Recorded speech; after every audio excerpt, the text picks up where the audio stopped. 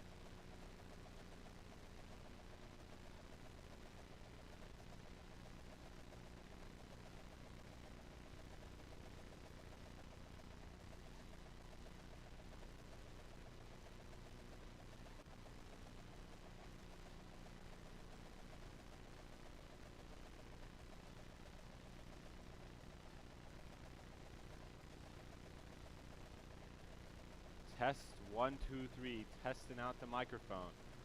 Good morning, ladies and gentlemen. Welcome to this broadcast of the NCAA Division II Softball Championship West Regional here in Irvine, California, hosted by Concordia University, Irvine. Just doing a quick mic check, and then we're going to be back in a couple minutes with lineups and some notes and some pregame analysis. I'm Isaiah Duport. I'll be one of your two hosts today. My co-host Christian is coming up into the booth as we speak. So just a quick test, and we will be right back in a couple minutes as we get that audio tuned out. We're excited to bring you this action here this morning.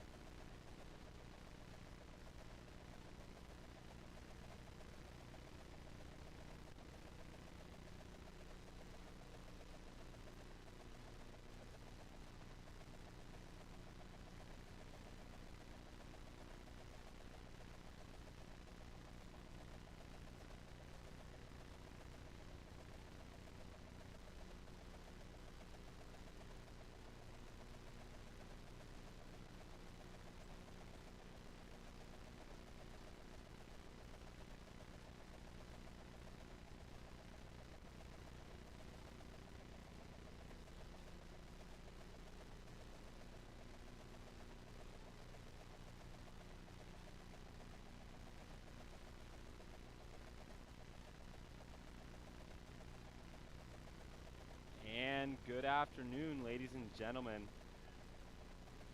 We're here at Concordia University, Irvine, the site host for the NCAA Division II West Regional Softball Championships. I'm Isaiah Duport of men's cross country and track and field here at Concordia University, Irvine, joined with Christian Oviedo. Christian, how you doing this morning? Doing pretty well. Pleasure to be here, everybody. Had to dip out a little early yesterday, but I will be here for the full day, and I am pumped to watch some of the best softball that we can today.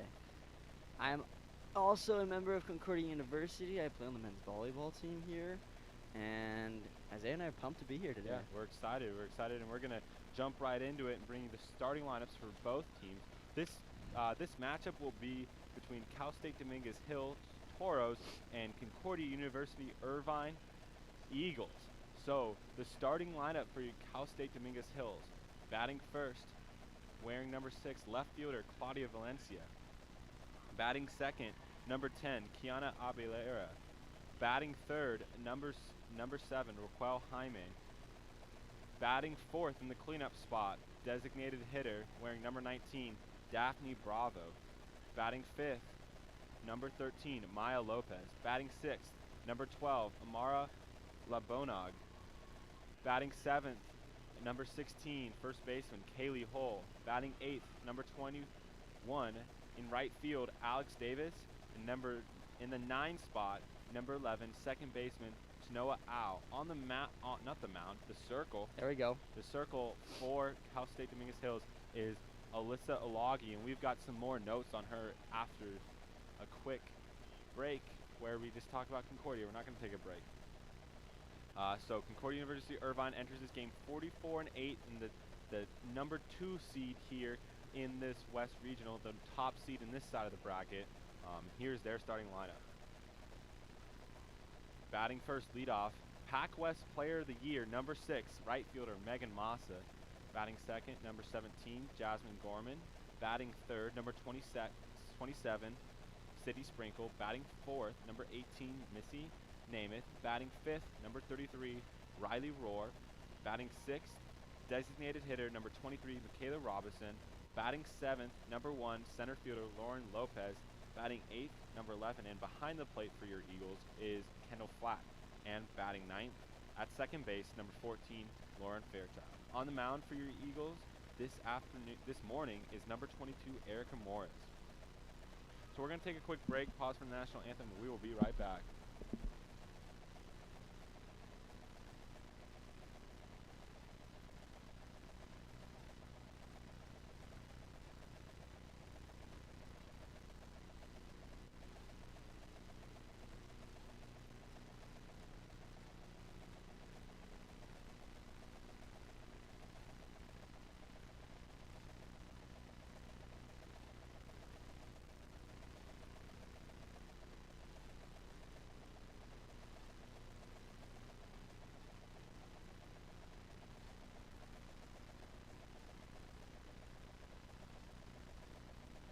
All right, always good to honor our country with the playing of the national anthem.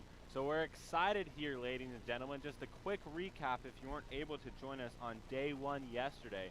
So in the early game yesterday was a matchup between number 3 Chico State Wildcats and then number 6 Cal State Dominguez Hills Toros, and it was a battle. Christian and I were on the call, and it was a very close game with the Toros of Cal State Dominguez Hills, able to come out with a 1-0 victory off an absolutely amazing game by Alyssa Olagi in the circle. She allowed 0 runs in maybe not even 5 hits, and absolutely stunted that Chico State offense and got that early upset here in this side of the West Regional bracket. And then in the later game, Concordia University Irvine faced off against Azusa Pacific, a Pac-West matchup. Those teams actually recently faced each other, and Azusa Pacific had just beaten the Eagles just a week and a half ago, 3-0. So Azusa Pacific was looking to get a big upset as well, following the Toros' footstep. But the Eagles' bats came out swinging. Talk about that game a little bit. Oh, you weren't here for it. I wasn't, sadly. So, sadly. I know. So I had to leave early. Here's the recap. I saw 8-0 victory. 8-0 victory. Huge. Great Huge start. Great start for them. And actually a mercy rule in the bottom of that 6th inning. Wow. But it was really emphasized by Kendall Flatt, true freshman, per game hitting the ball. She was 3 for 3 with 2 RBIs and broke the game open in the 3rd inning with an RBI single up the middle. Just had an absolute game. Had a career high in hits with 3 in that game. And Caitlin Entrup on the mound just dominated the opposing Azusa Pacific lineup. But all eyes will be on this game as the winner advances to the championship game of this side of the West Regional bracket, and the loser will go down to the bottom half of the bracket and have to win a game to make it back to the championship.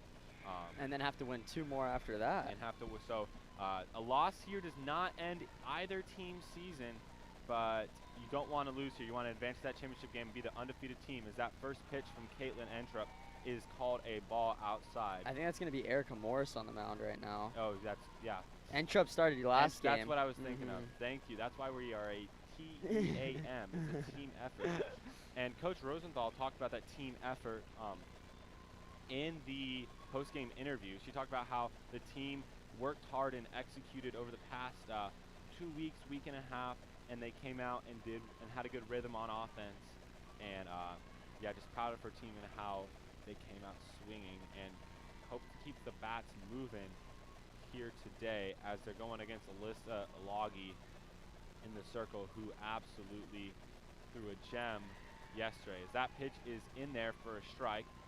So 2-1 count here for Erica Morris. Erica Morris on the year has an ERA of .92, an outstanding win-loss record. 11 wins with only 1 loss on the season. Oh, smokes. And she's only allowed 11 earned runs in the entire year. So going to be a pitcher's duel, it looks like, as that pitch is low and off the glove of Flatt for a ball. So 3-1 count here early for Claudia Valencia, looking to get on base. She's a senior, batting .393 this year. So gets on base a lot. Her on-base percentage is just a tad under 500 as she makes contact with that one but hits it foul. Going to get you some information about the awards some of these players on each of these teams have won. We're just pulling those up really quickly. We'll get that to you in a second. Toro's ranked number 6 in this tournament, but I know that yesterday we talked a lot about how the NCAA kind of put out that they were the team to watch. You know, they called it kind of the wild, wild west of softball over here, and anything could happen, especially with Cal State San Marcos being on the other side of the bracket at Cal State San Marcos. They were the number 1 seed coming in here, and yet during a four-game kind of a double header against all of them, or quadruple header, I guess. Yeah, a series. Dominguez Hills went ahead and won 3 of the 4 against the number 1 seed. Ooh, and a hard hit ball, but easily fielded by Aurora over there at shortstop, and that's out number 1 for your Eagles. But keep going, Christian. Yeah, and the team to beat, I believe, was going to be Cal State San Marcos, and that's exactly what happened yesterday by Northwest Nazarene, if I'm correct, taking an 0-4 loss to them and kind of, you know, putting a statement on how this tournament was going to go. So I definitely think that, you know, team to watch is going to be these Toros, and I think the Eagles are going to try to do their best, which we've seen them do all season, especially with that catch out there out in left field made by Jasmine Gorman. Yeah, exactly. So, yeah, great segment into other results around this West Regional. So this is one of 2 sites for this West Regional, hosted here by Concordia, and the other site, I believe, is hosted by Cal State San Marcos, and they are the number 1 seed. They face off against the number 8 seed Northwest Nazarene, as it's Raquel Jaime up to bat here. 2 outs. The pitch is low for a ball. But Cal State San Marcos, top overall seed in the West region, fell to Northwest Nazarene 4-0. So a big upset here early in the tournament on that side of the bracket. And Cal State San Marcos is playing for their season later today as they will face, I believe it is Cal State Monterey Bay, as they lost to 4-seeded Sonoma State.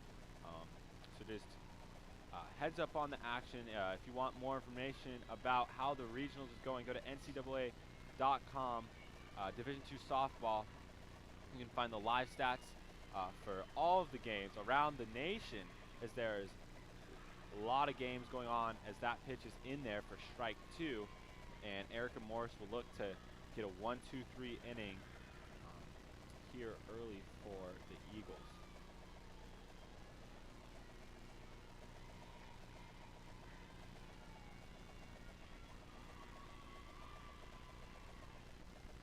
That pitch just squirts out of the glove of Kendall Flatt. So Claudia Valencia and Raquel Jaime, Raquel up to bat now, were both named second team All-West region by the National Fast Pitch Coaches Association. They're both seniors, so bats to look out for that Erica Morris definitely has in the back of her head as she's in the circle. She definitely does, but she's going straight at them right now. Yeah, the pitching staff of this Eagles is definitely their strength. Mm-hmm. And that's been shown all year. The team ERA is like barely over 1, I believe. Let's check those stats. I'm pretty sure there might be only one pitcher there that's over a 1 ERA. Yeah, we have. Is that pitch? I believe it. Did it hit her, or is that a ball four?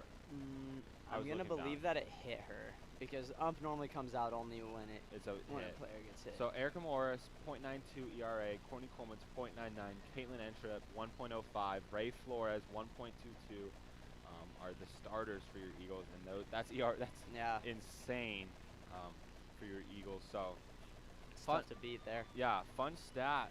Importance of bats for the Eagles today is Eagles are undefeated, as that pitch is in there for a strike, are undefeated when they score 3 or more runs this season. But that will be in the bottom half of the inning.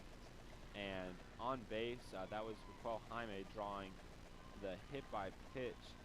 She has 7 steals, and the Toros are known for their speed on the base pass, as that pitch is outside, swung on and missed by cleanup hitter Daphne Bravo. We're going to have to see different blue behind the plate today than the other games yesterday. And I know yesterday that outside corner just even was getting called constantly for these pitchers. And so if we have the same call here, I definitely think that you're going to see the pitchers try to tag that corner. As that's lined into right field and caught by Pac West Player of the Year, Megan Massa. And that will be out number 3 here early in this game. So just one runner reaches base on that hit by pitch, and yeah, nothing else. Erica Morris comes out, gets the job done. Expect nothing less from this Eagles team. We're going to take a quick break, but we will be right back to bring you the bottom half of this first inning, where the score between the Toros and the Eagles is still 0-0.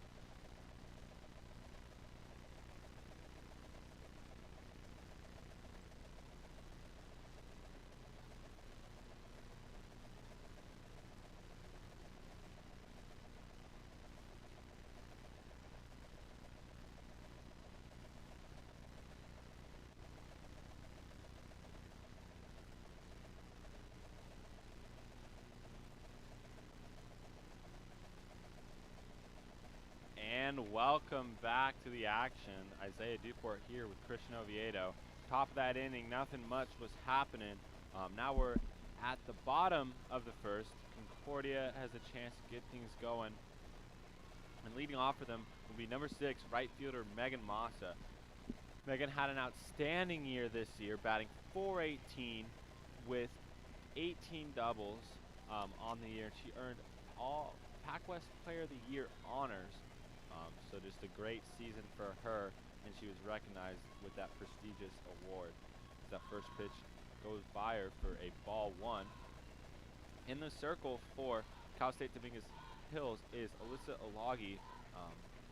We mentioned it yesterday, ladies and gentlemen, but she had a great game as that is popped up into foul territory, but caught by number 6, Claudia Valencia, for out number 1 of this inning.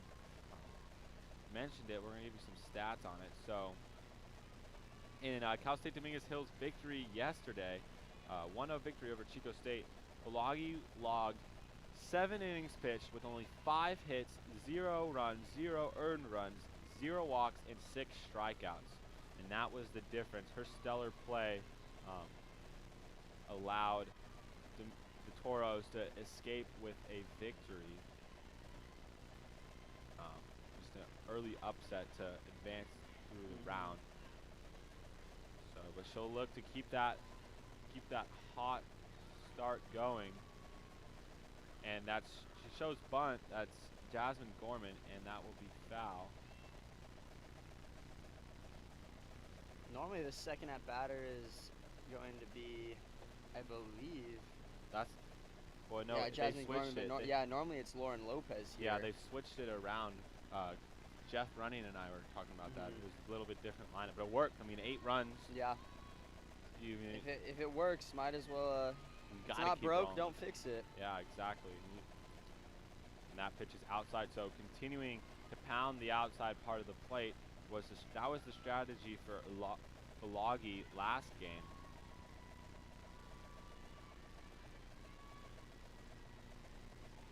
Nice little breeze here, not too strong, but enough to give us a little bit of cooling effect. A little toastier up here than it was the other day up in the broadcaster's booth. Currently 77 degrees here at Irvine, California. Not a cloud in the sky. Not a cloud in the sky.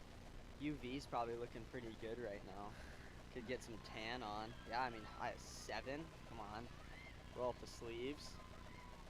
And that's a big swing and a miss for Gorman, and that will be strikeout number 1 for Olagi. So now coming up to the plate will be number 27, third baseman, Sydney Sprinkle. Sydney is batting .377 this year with 51 RBIs on 7 home runs and a slugging percentage of .600. So good season for her as that first pitch is outside there.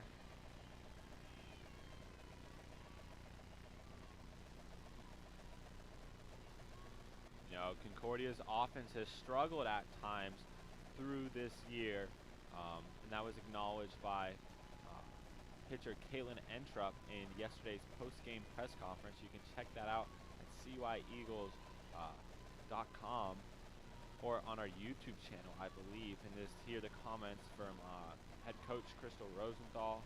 It's not on the YouTube. I just checked that. It's on the website. I know that for sure. That's where I watched it this morning.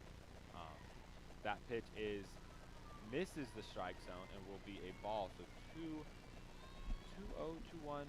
I can't keep track. I'm not very good at that.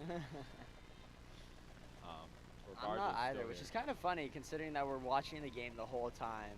Yeah. And we still always seem to struggle with being able to keep the count. As that pitch catches the outside part of the plate, so that will be a strike. I believe it's either 2-1 or 2-2 here. But yeah, if you normally join us here on the Eagle Eye, it looks a little different. We are on YouTube right now, as you guys all know because you're watching it. I believe our streaming provider is down. That will be a walk for Sydney Sprinkle, so she reaches. So 2 walks by 1 walk apiece, by both pitchers. We learned that the Erica Moore hit by pitch was actually just a walk. We went and checked the stats, but now batting for Concordia will be number 4, first baseman, Missy Namath. That pitch is high for ball 1. Olagi doesn't seem to have her same stuff so far. Just a very, very early assumption. A lot can change. We kind of talked about how Brooke Larson for Chico State didn't have her stuff early, but bared down and didn't allow a run as that is swung on and fouled straight back. Something else that we're gonna see here that Olagi's gonna be facing compared to yesterday is a pretty even amount of left-handed and right-handed batters in the Concordia lineup. Yesterday when she was playing against the Chico State Wildcats, pretty much all right-handed batters until probably the 6th, 7th inning when they started throwing in a couple pinch hitters. But for the most part, she was always facing a right-handed batter. Now she has to worry about the left-handed batters as well. That's a great analysis, Christian. Yeah, in fact, all the starters for Chico State were in fact right-hand hitters. So that does change how a pitcher. You can't just think I'm pitching outside every time. Yeah. It changes where outside is. So that's a good change, and hopefully that will give the Eagles bats an advantage as this game goes on. Because I know Olagi likes to hit that outside corner, and we saw her do that a lot against the Wildcats and catch a lot of her strikes that way. But now, with Missy Namath up here, cleanup spot for the Eagles, you leave that inside, that thing is going places. Yeah, exactly. You got to move your pitch around a little bit more than you did yesterday. As Eagles swinging the bat here today, but making a lot of contact, but none of it clean so far. We will see if they can straighten things out, but that's a promising sign for Coach Rosenthal and her squad that they are starting to make contacts here early on in this game. They're not watching pitches go by or just swinging and missing. Definitely. Is that swung on and tipped and just hit towards the shortstop, and that will be fielded easily by Raquel Jaime, and that will bring us 1 inning down. We got a lot of softball up today. It's 1 inning down. Going to the top of the second now. Yeah, we'll see. We'll see if Cal State Dominguez Hills can get some things going. They bunted a lot last game. They did, and that had to do a lot with Chico State's defense a little bit. We saw I'm wondering if Azusa Pacific is going to see that when they go ahead and play them today, but we won't know that till later. Yeah.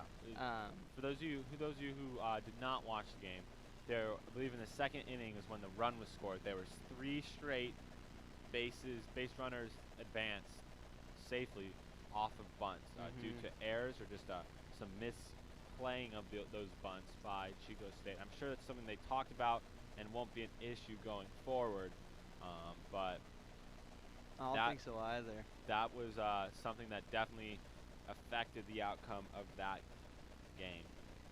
We're going to take like a quick 15-second break. We'll be right back to bring you inning number 2 of this NCAA playoff action. We'll be right back.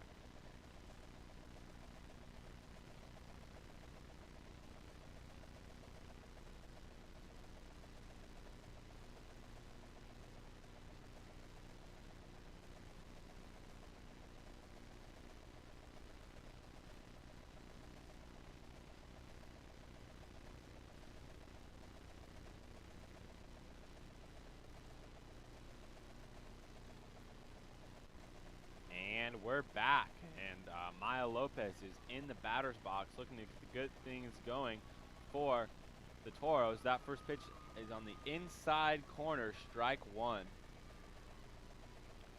Lopez this season, a freshman, batted .279 with 31 RBIs and 10 doubles and 2 triples as well. So she's got some speed, also 5 home runs. A little bit of speed, a little bit of power. She puts that one in play, and that'll be fielded by Sprinkle at third and thrown down to first base. So out number 1 here for the Eagles. And now batting for the Toros is number 12, Amaya Labonog. Amara, not Amaya. Amara Labonog. Labonog. I believe. Apologies. I am failing to say that name correctly. As that one's lined towards left field line, and it is foul.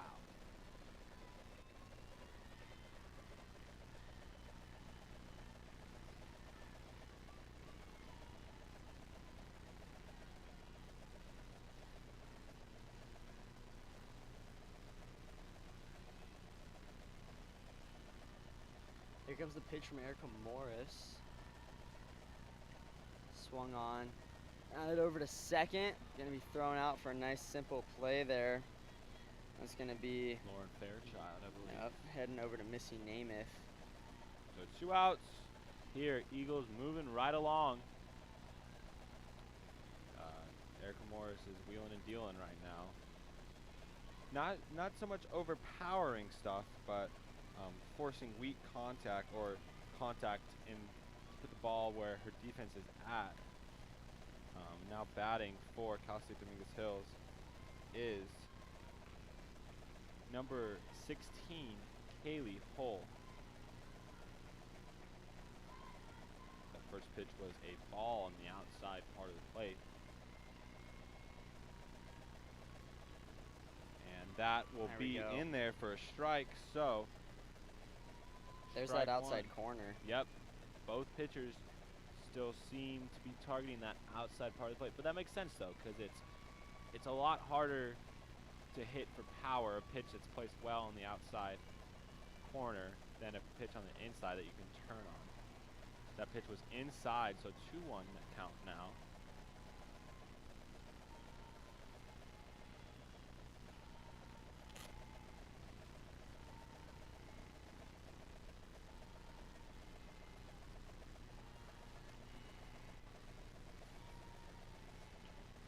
pitch hits that outside part of the plate, so strike 2 here. So 1 ball, 2 strikes with 2 outs here in the top of the second inning. I definitely have a feeling that Erica Morse is going to find a lot of success out there on that part of the plate if she's able to hit that consistently. She goes there again, but it's a little low. So it'll be 2-2 count.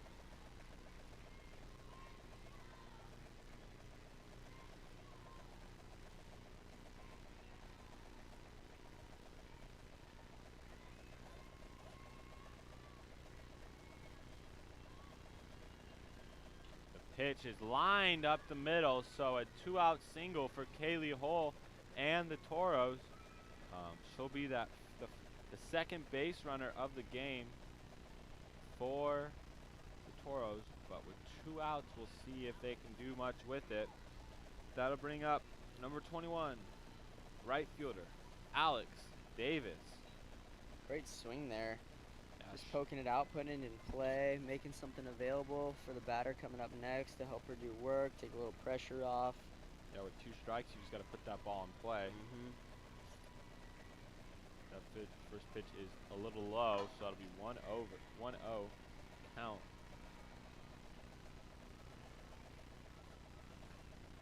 Be aggressive. Be aggressive. You ever hear that chant? From time to time, I do appreciate softball's chants and enthusiasm out from the dugout. Yeah. Playing baseball all those years ago wasn't really something that you would hear that often. And even playing volleyball now, we don't have too many chants. You guys just get like loud and rowdy. Yeah. Which is cool to watch and cool to see. It's fun.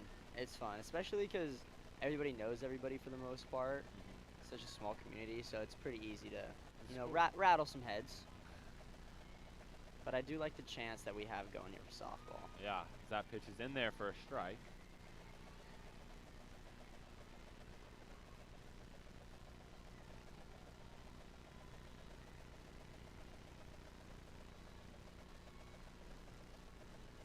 And Davis is going to take her time here.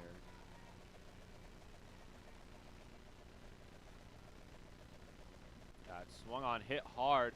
Fielded by Riley Rohr and slung on over the first base for out number 3. So no runs, 1 hit with a runner left on, and the Toros will be retired here in the top of the second inning. Means we're headed to the bottom of the second now. Quick score update in the other regional pod. Number 4 seed Sonoma State is leading Northwest Nazarene 2-0 at the top of the 6th inning. The winner will advance to the championship game of that pod. And the loser will face the winner of Cal State San Marcos and Cal State Monterey Bay. And it's looking like in the bullpen right now, we have Ray Flores warming up for the Eagles. Not sure when she might be making an appearance. I think it's more of just a provisionary measure. I believe Erica Morris, did she pitch yesterday? Nope. It was a complete game domination by Caitlin Entra. Fantastic. All right. Yeah, they might be warming up because the loser of this game will have to play again today. That's right. At 4 o'clock or so. So maybe just having a pitcher being prepared in case. Because I'm sure that if they don't have to play again, we're going to see Erica Morris almost for sure the next day. Yeah. It'll be interesting. So, winner of this game will advance to the championship game, which will be held here at Concordia on Saturday. That game 1. Sunday. No, it was Saturday. Oh, Saturday. Yeah, not Sunday. Oh, that's right. That's right. Today is Friday. That's right. So we have 3 games today. Yeah, game 1 will be at 12 p.m. for that championship game, as that first pitch is in there for a strike. That's Riley Rohr up to bat. Rohr with the team leading 11 home runs this year.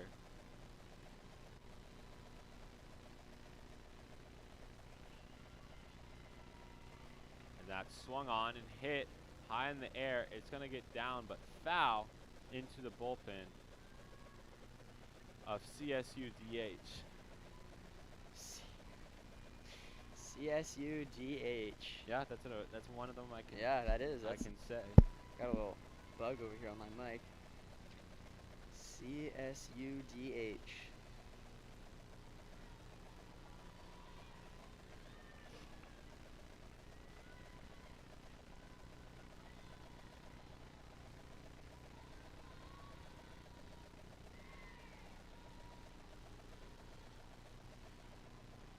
Pitch from Olagi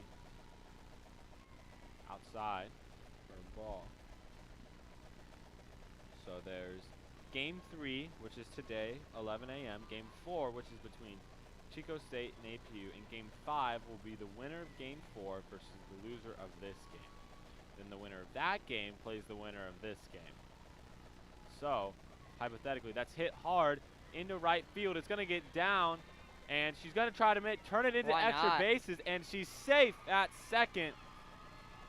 Heads up base running there by Riley Rohr, and that is a leadoff double, and exactly what the Eagles need here in this early in this game. You want to jump out in front, give your pitcher some breathing room.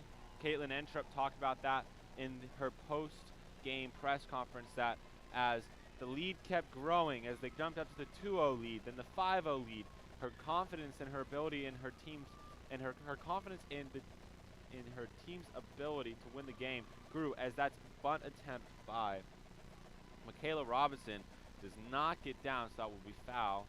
So a little bit of small ball right here, maybe. Bunt over the runner, and then a sacrifice fly or anything of the sort score. Riley Rohr get and crack open the scoring column for both teams here in this game. But she rips it, and that's caught by the second baseman. And that's gonna be. Oh, they're gonna rule that it got down first. Wow. All right then.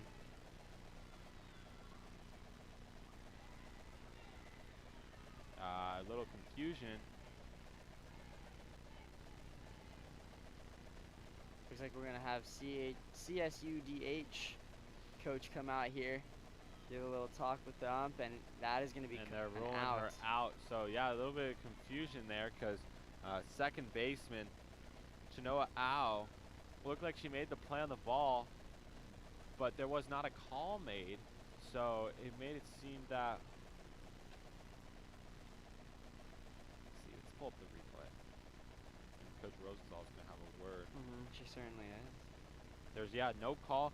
If you rewind your TVs, ladies and gentlemen, no call was made by that umpire standing directly behind. And now the umpire is going to talk about it. Huh. Fortunately, we don't have instant replay capabilities here on the live stream. Oh, Christian's taking it back to half speed. And they're going to keep the call at. Yeah, cannot tell from this angle. But this doesn't matter either way. Out. So. Out. Runner stays on second. Yeah, one out here? One out here. One out, and that'll bring up speedster Lauren Lopez, and she could bunt it down and just get on base. And she's going to think about it, but that's going to be strike on the outside part of the plate. And it certainly looks like she is trying to lay down that bunt, so we could possibly see that happening here. Yep. Lauren Lopez, 16 steals on the year.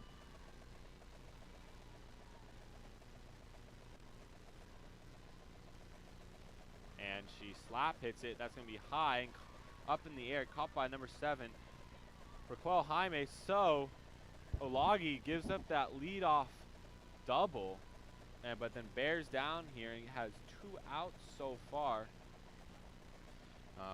And that'll bring up true freshman Kendall Flatt. See if Kendall can continue to hit the ball like she did yesterday. She gives it a little swing, but it's foul. Yeah. Hit the cap of the bat.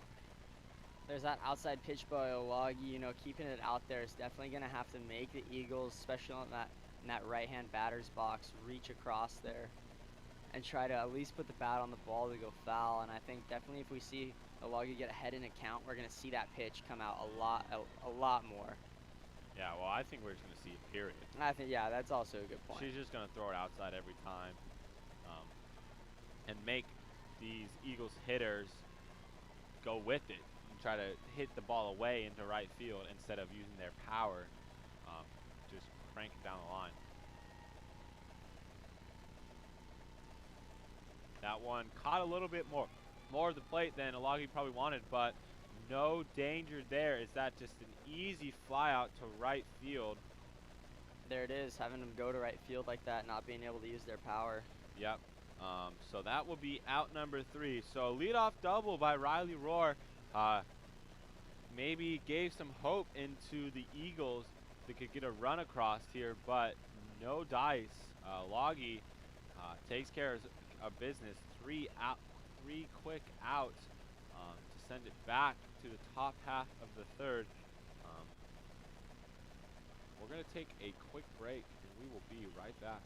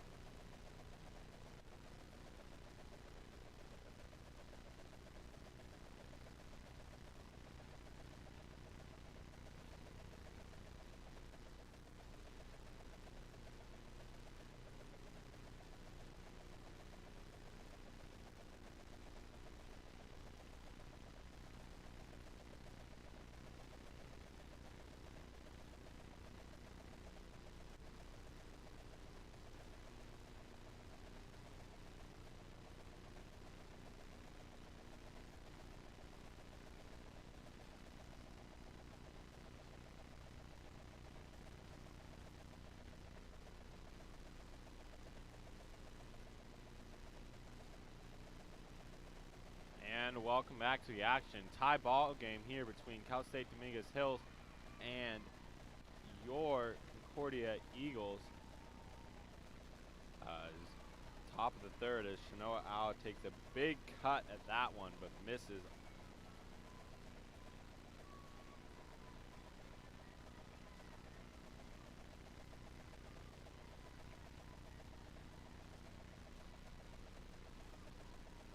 And she gives another big hit, and that is going to be foul.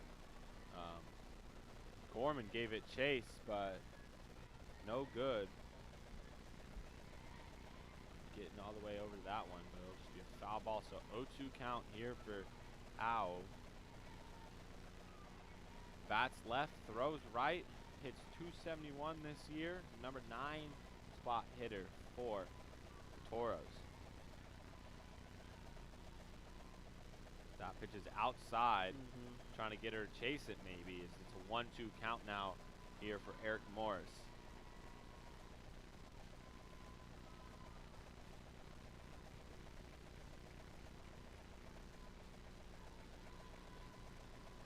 Morris trying to find the edge on the other side of the plate now, and that one's going to be fouled straight back off the edge of the bat there.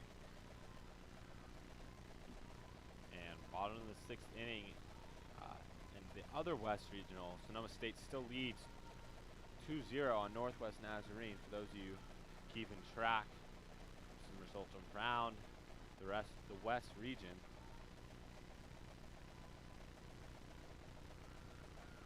That was hit hard, right back up the middle. So defensive hitting by Ao after going down 2 strikes results in a leadoff single. So a little bit of trouble here for Erica Morris as the top of the order for Cal State Dominguez Hills is up.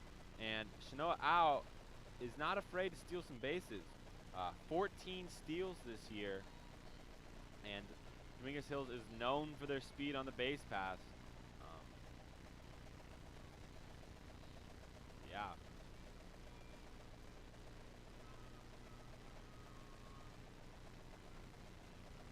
That's bunted. Will be straight back. So kind of that same idea here for the Toros in this top half of the 3rd inning.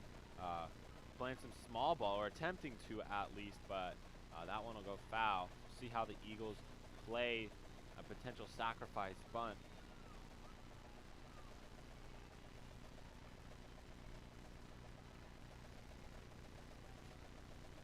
That one's low and away. Ball one.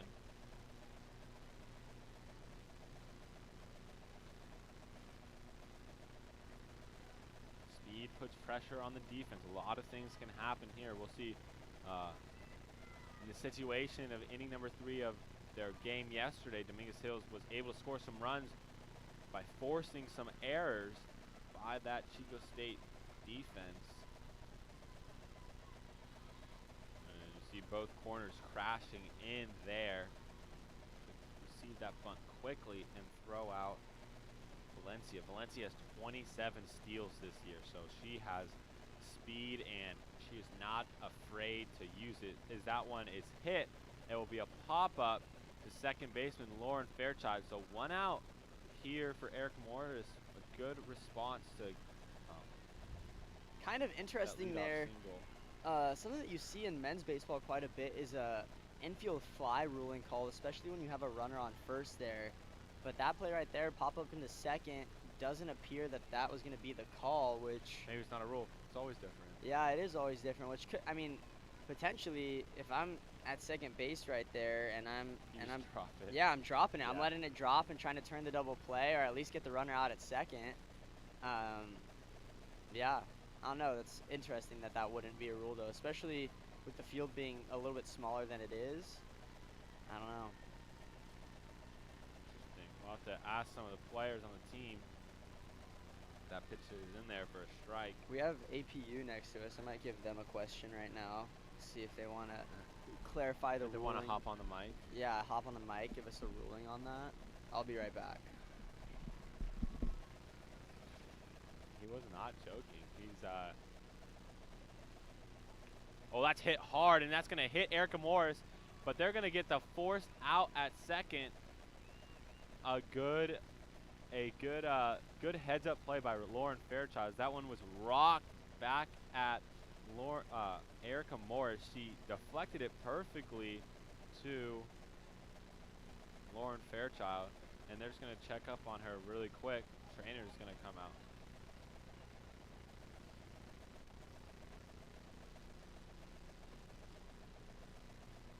Quick mound visit. Christian's going to come over and report to us. All right. Christian, what's the lowdown? You're not back on yet. You're on now. Oh, now we're on? All right. So just got done with a little discussion over there. Should've asked her name. We could've. That's true. I could have. We'll just say APU player has given me a semi-official ruling on that, and she believes that it is only when runners are in scoring position that something like that, which would make a little bit more sense. I think that's what they do in baseball too. I don't think it's first base only. It's when runners are in scoring position. That would make sense. Okay, we're learning. We are students of the game. Of course, always. Also, I don't think you saw this. You were talking to APU, but watch this line drive hit Eric Morris, and there's a steal and a great throw by Kendall Flatt to end the inning. They put Kiana Avalera in motion, and Kendall Flatt. We almost missed it. We were looking down at last play. 2 great plays in a row. I mean, it's hard. Yeah, great defense by your Eagles here in the top half of the third to get out of the inning after that leadoff single by Shnoa Au. And the freshman keeps making plays on both sides of the diamond. What a throw. We're going to take a quick break. We'll be right back for the bottom of the third inning. We'll be right back. Don't go anywhere.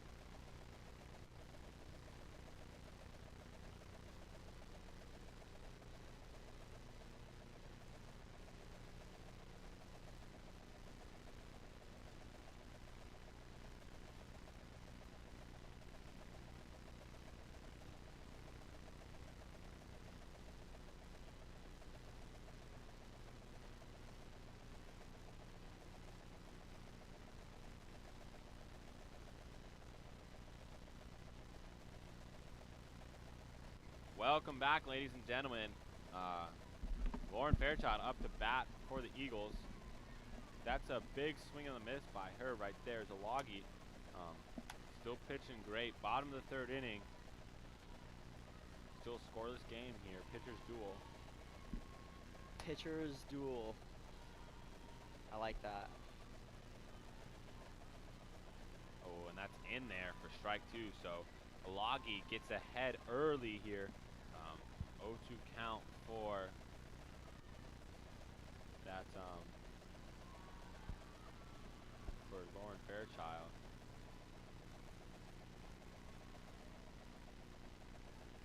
And that swung on, fouled off, so extending this at bat a little bit longer.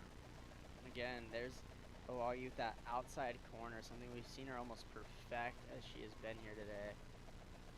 And yesterday as well.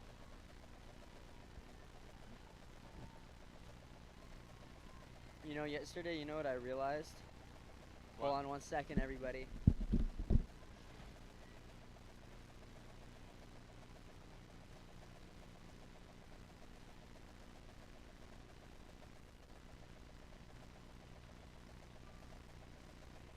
Christian's getting more sage analysis. You back? You back? You ready? All right. We're ready. All right, sage analysis. Here it comes, coming from coach of APU here. So we have coach. We have her name. I believe it's the head coach. Well, a coach. A coach. A coach. So we're still looking. Yeah, there's, there is. Coach. There's Coach Carrie Weber, Abby Moreno, Kayla Broussard, and Charles Morones. One of those. I'm gonna go with Carrie Weber. She looked a lot like a Carrie. So that's hit hard into right field, but just easily retrieved by number 21. That is Alex Davis. So from Coach Carrie Weber, don't quote me on that though. Yeah. We're almost positive. We think Coach so. Carrie We Weber, don't yes. know. We should have asked. I keep telling him. I know he does, and I keep messing that up. But so infield fly rule is going to be a routine fly ball with runners on first and second, less than 2 outs, or bases loaded with less than 2 outs. And that's to prevent a dropped pop fly, so that a double play can be turned. Yes. All right. Yeah, there we go. Yeah, because I mean, like, you can't really turn if there's only one runner on. That makes sense. Yeah. If there's only one runner on, you can't really do a double play No. there because the batter will just run to first Yeah. right away. And Megan Massa is up to bat with 1 out here. That swung on, hit hard towards the second baseman, but she fields it cleanly, so that will be out number 2. And that'll bring up Jasmine Gorman.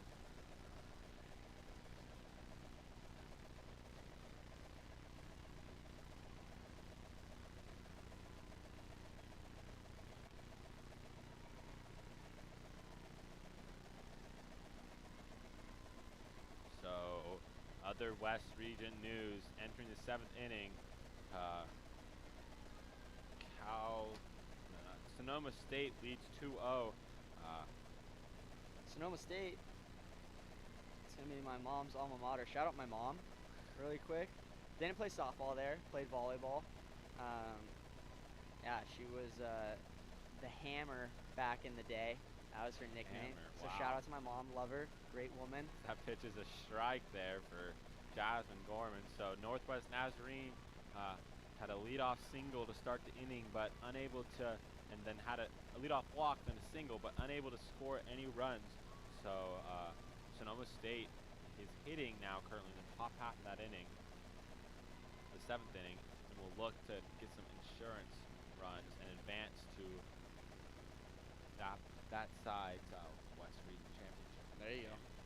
So just keeping track. Future opponents potentially for both of these teams. Watching all this softball makes me want to step in the box. Yeah, we should ask Coach Rosenthal if we can get some tee time. A little BP maybe? Yeah. A little BP? I could be up for that. Yeah, that pitch is outside. Catcher Maya Lopez tried to frame it, but not quite. No dice.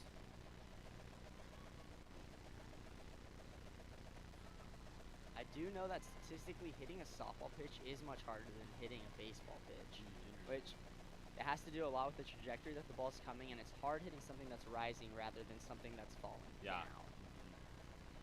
And it's a lot closer too. It is a lot closer. So like, yeah, like baseballs might be thrown like harder per se, but you do technically have more time to see it, and it's falling at you.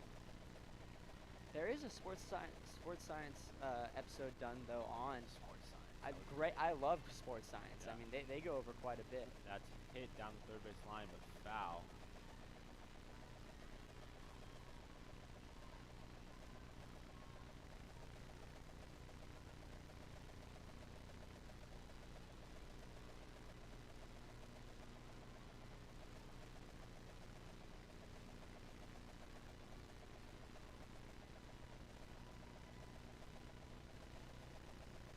Outside part of the plate, but fouled off. So Gorman is battling here.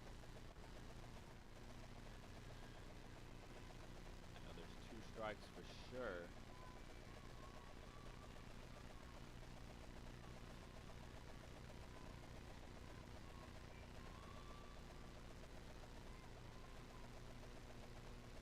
All right, here we go. I got a little something for everybody to go over. You know, the sports science of hitting a softball compared to that of hitting. That pitch looked like it was a strike, but not quite. I'll just jump in and give comments for the game. Go for it. You keep going.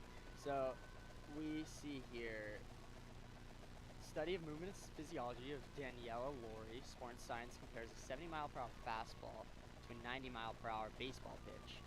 On average, baseballs released approximately 55 feet from home plate, resulting in a reaction time, that one's going to be foul, resulting in a reaction time of 0.44 seconds for the hitter.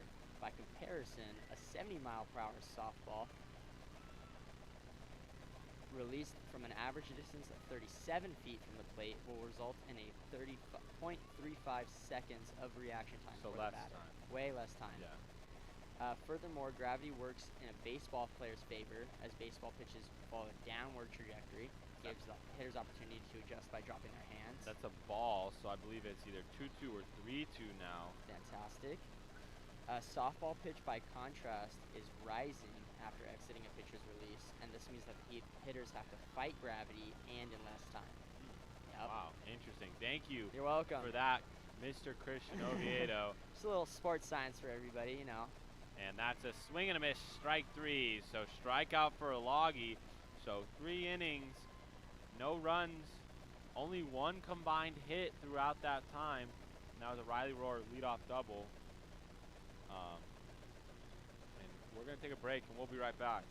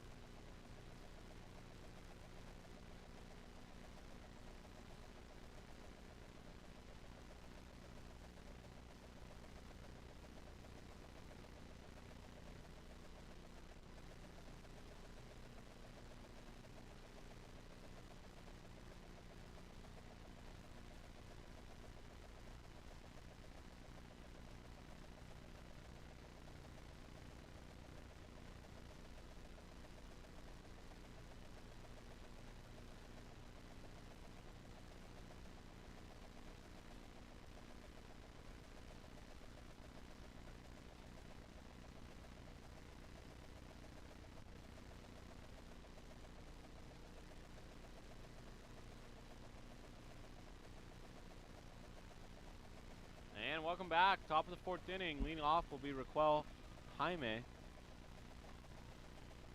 junior, who's batting .365 this season.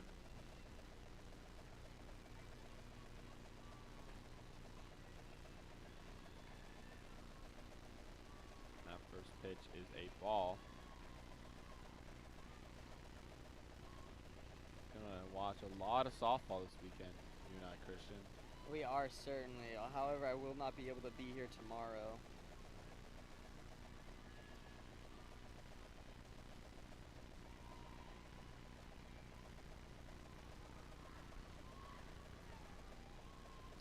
However, I will not be able to be here tomorrow as I will be out of town. Sad. Where are you going? I'll be in Santa Barbara coaching. Oh, fun. Nice. Yes. Coach Christian. Coach Christian. That's how it gets done. That swung on and missed, but it gets away from Kendall Flatt.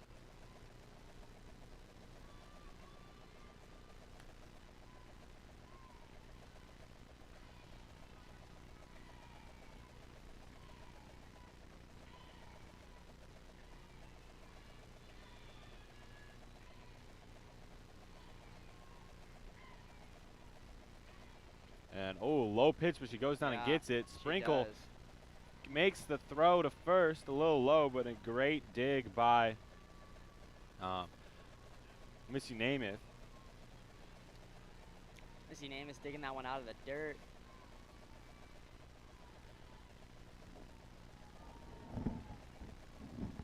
You gotta find a comfortable position up here, Christian. Me? No, we both do. We gotta figure out what works for us. I know, I'm kind of enjoying the space. Wish I had a little bit more room to walk around. Yeah. That's okay. Imagine if we had a Bluetooth headset. Oh, that would be something special. That first pitch is outside and up to bat for Toros is Daphne Bravo, the cleanup hitter.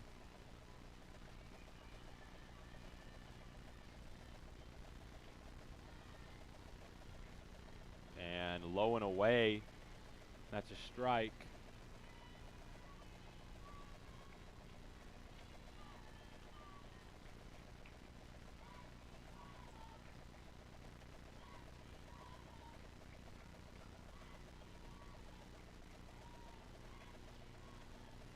Ooh, and that looked like it might have gotten the plate, but no dice.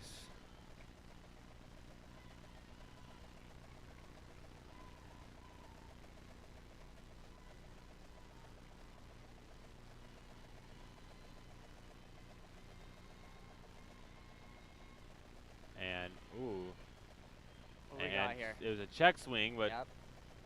umpire ruled that she went around, so that'll be strike 2 here.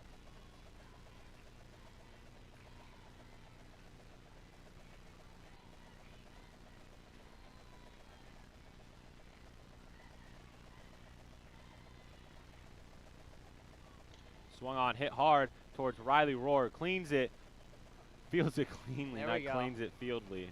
We'll pick up, clean it off in the glove, give it a little wipe Yeah. down. Little wax elbow on, grease. wax on, wax off. That's right, Mr. Miyagi. And then throw it on over to Missy Namath. Little 6-3 action, if you will. Yes, sir. Now batting is, I believe it's Maya Lopez. For Toros. That first pitch is outside. Ball 1.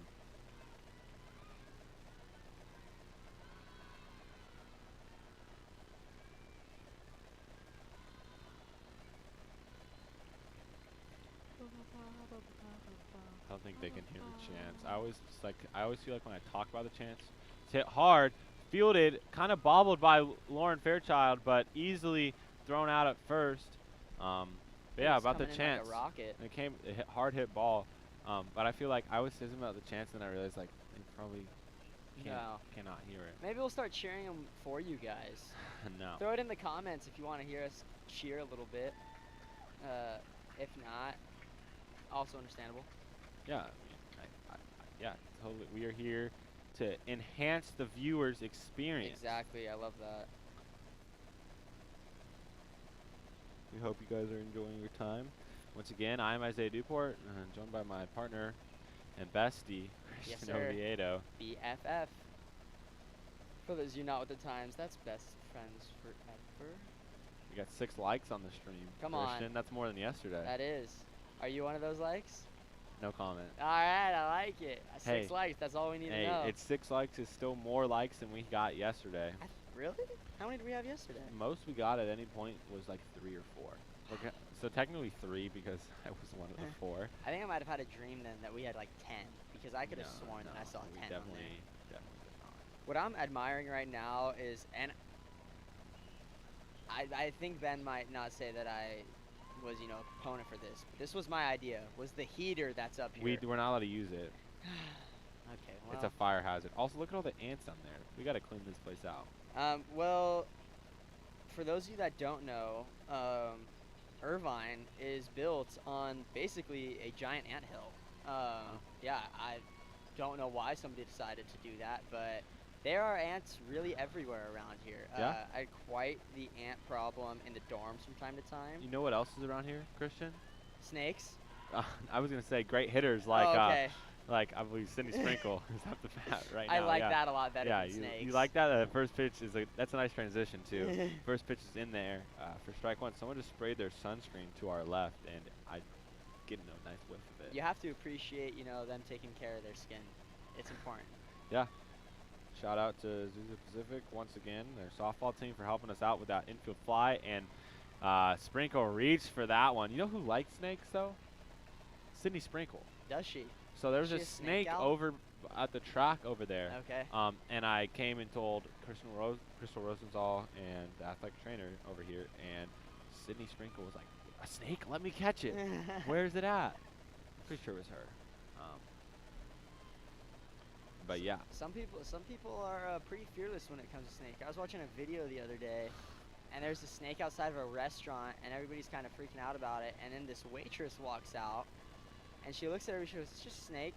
Comes over and calmly picks it up, carries it about 50 feet, and then proceeds to throw it and out of the way. Sydney Sprinkle just reaching for that one. That's what's tough about it being on the outside part of the plate, is you think you can get over there, and you just reaching for balls that are not necessarily going to be called strikes.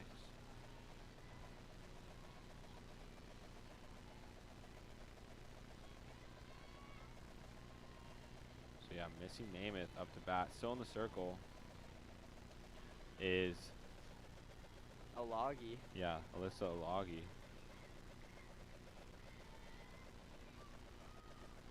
And Coach Rosenthal is going to have a word. So, Christian, Yes. you're my co-host. Perfect. Yesterday, Jeff did a bad lip reading of what was going on inside of that huddle. Would you like to continue it? Yeah, let's do it. Okay, go. All right, so lip reading from back here. I am seeing hit the ball hard, put yourself on, swing for the fences, be smart. These are kind of contradicting each other as we go, but Crystal Rosenthal knows what she's saying. And you don't, so. But don't quote me on what she's saying, because my lip reading skills aren't quite up to par, like in Mission Impossible.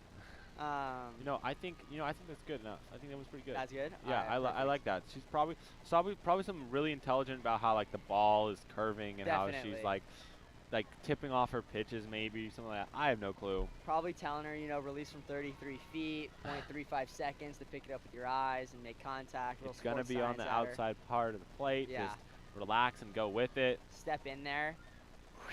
And outside part of the plate, but not bobbled a little bit by Maya Lopez.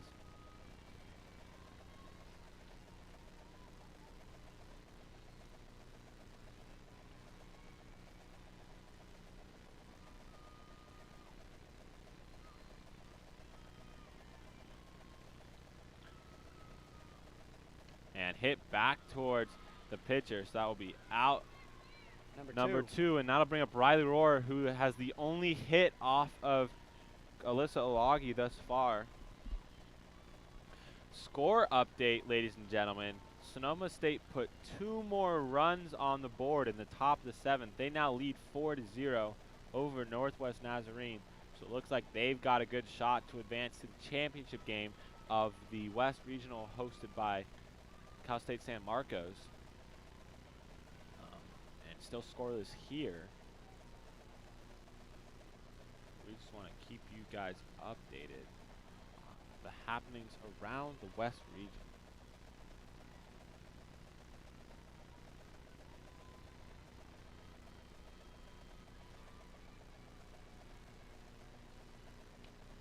And that pitch is low and away, so 1-1 count.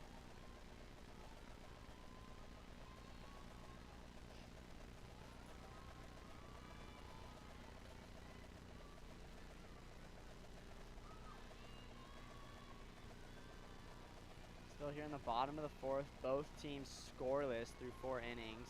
A little frame action on the outside, not going to do it. That's something very common we saw yesterday, though.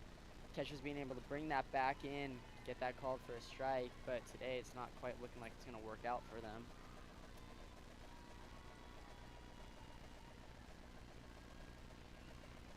And the pitch swung on and just tapped towards third baseman.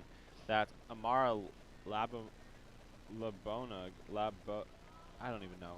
Here we go. Amara flip it. Right here. Let's go. Perfect. Amara Labonog. Yeah. Amara Labonog. We're going to take a quick break. I'm going to run and go get some water. I'll be right back. Go for it.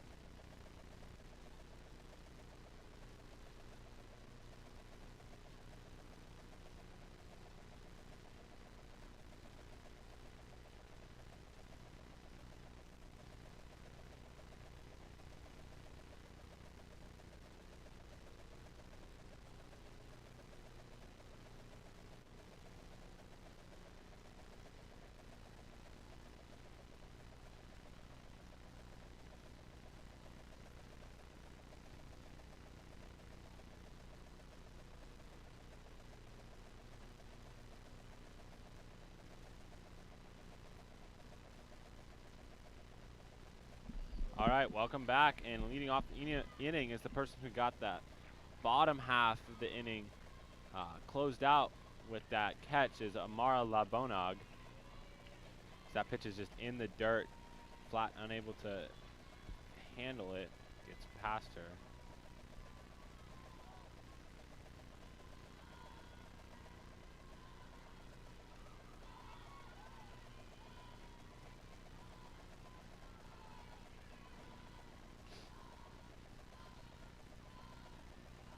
Still in the circle is Morris. That pitch is on the outside corner, so 2-0 count. Lubong in control here. 2-0. Labonog getting ahead here. Erica Morris going to have to fight back a little bit.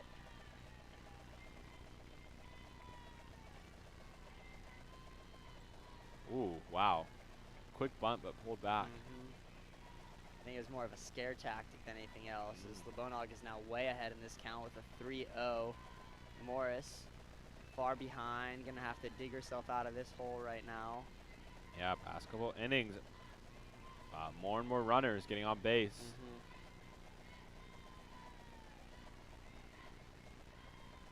Not what you want to see in a tie ball game with no runs scored on either side necessarily. And that'll be a walk, so that'll put Labonog on. And it looks like we've got a pinch hitter. We're going to find that number for you real quick here. Maybe a pinch runner? A pinch runner. All right. Who do we have there? I don't know who's on first, but hitting is still Kaylee Hull. And it looks like we have Coach Rosenthal coming out now to speak with the infield. Interesting. As pitching coach is going out to speak. That's number 3, Jonessa Hebreo. Junessa Hebreo. I was really close. Congrats to me.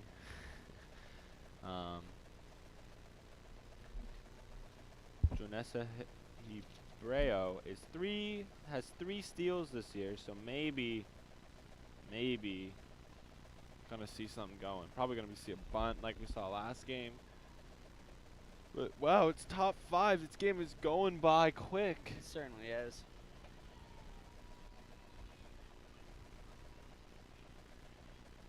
Kaylee Hull, freshman from Rancho Buena Vista High School, or Vista.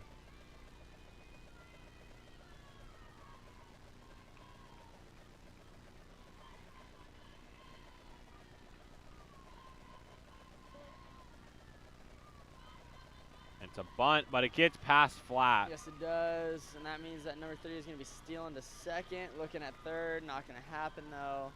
So, tough break for the Eagles and exactly what you want for the Toros. Now you have a runner on second with no outs. You can bunt her over and still have 2 outs to go. So, Erica Moore is in a pickle here. Not literally, but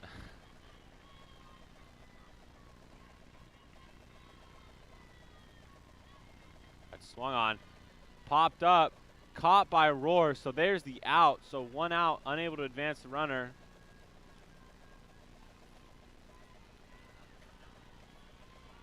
And that's what you're hoping to see right now is a couple more of those plays. Make them easy outs, hopefully keep the ball In the infield, yeah.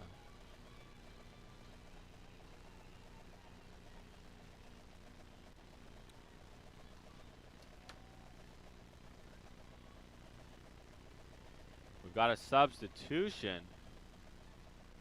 We do, as we have number 17, Jasmine Gorman, coming out of left field. And number 7, Kaya Nisby.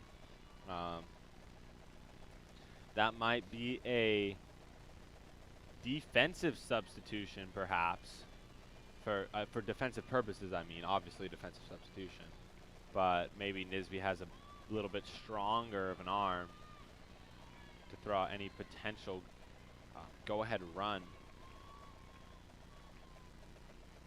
Which is something we saw the Toros do quite a bit yesterday. They pushed it.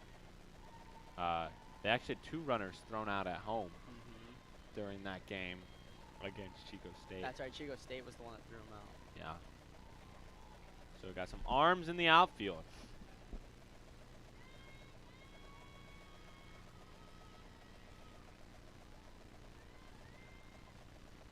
That pitch is a ball, so 2-0 count. That was looking good, though.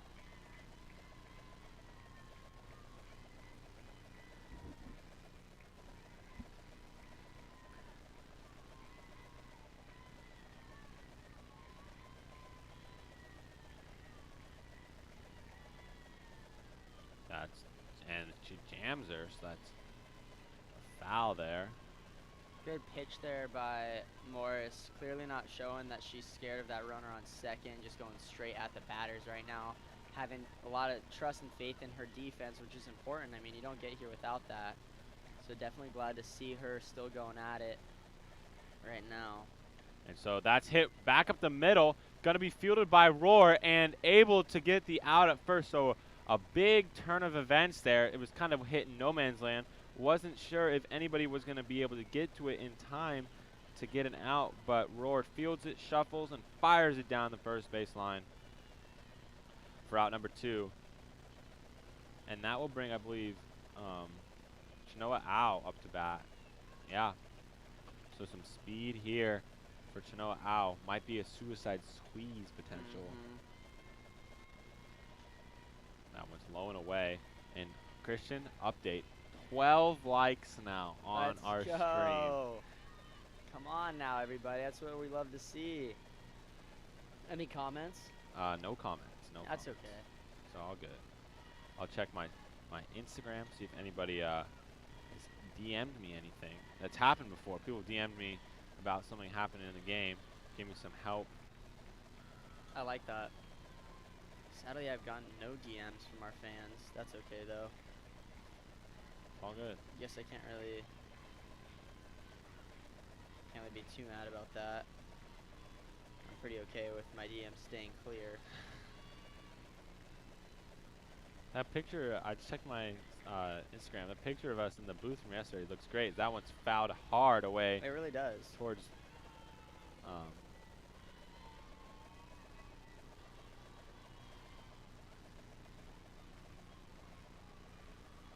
and I'm gonna have to actually post that. I'm going. For sure. I'm gonna. Will you tag me?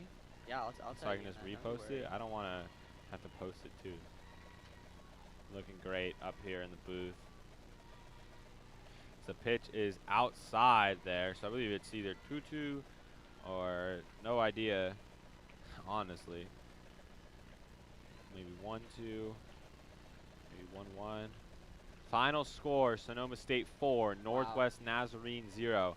So Sonoma State enters the championship game of that other West Regional with the upper hand. They now will have to lose twice on Saturday. As that's hit right back in the middle and going to be a single for Shanoa Au. Stayed patient there, and now a 1-0 lead for Cal State Dominguez Hills Toros. That's a fantastic at-bat. Yeah, battling. Number 9 hole hitter able to get that. Really is. RBI in. That'll score the pinch runner. We said Janessa Hebreo.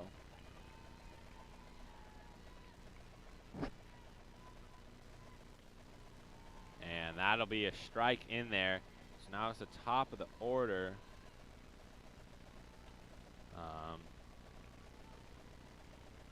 That'll be Claudia Valencia, second team All-West region by NFCA. So let's see if she can keep it going for them. And it's a steal. Nobody's covering, though. And so Shanoa will have her 15th stolen base on the year. Strong base running. Look, Toro's looking to get a push going here. They scored 1 in this inning. Now move their batter over into a pretty great scoring position, allowing them to potentially, if they poke one out into the outfield, you know, you could expect Shanoa Au to get around third. And this is a weak ground ball, and they're gonna beat it out. Oh, and Shanoa falls, and she is safe at home. So crazy turn of events. 2 runs scored. 2 runs scored, and that is going to be a very, very strong And the Eagles play. are reeling here. 2 quick runs. That was kind of crazy turn of events. So a weak ground ball to Lauren Fairchild. She's unable to get the out at first. And then Namath makes the throw behind the runner to third. And then Au takes off. So because Au stumbled. It looks like we have number 16, Caitlin Intrup, over there in the bullpen warming up. We saw her yesterday go through a full 7 innings. That'll bring up Kiana Abalera up to bat here. Dominguez Hills leads 2-0.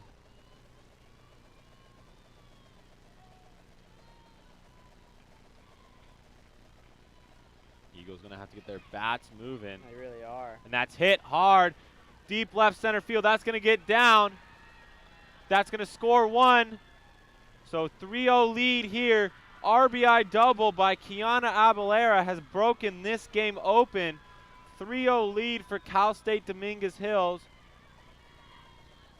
And it looks like that we are going to see a substitution. Number 20, Courtney Coleman, is going to enter the game.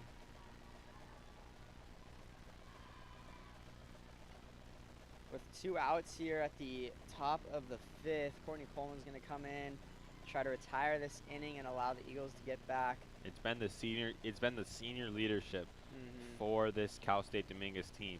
Shanoa Au, senior. Claudia Valencia, senior. Kiana Abalera with that RBI double, senior. We're going to take a quick break, and we'll be right back. So now in the circle for Concordia is number 20, Courtney Coleman. We'll see if she can get the damage and the bleeding done. Give the bats a chance to come back here. But we'll be right back.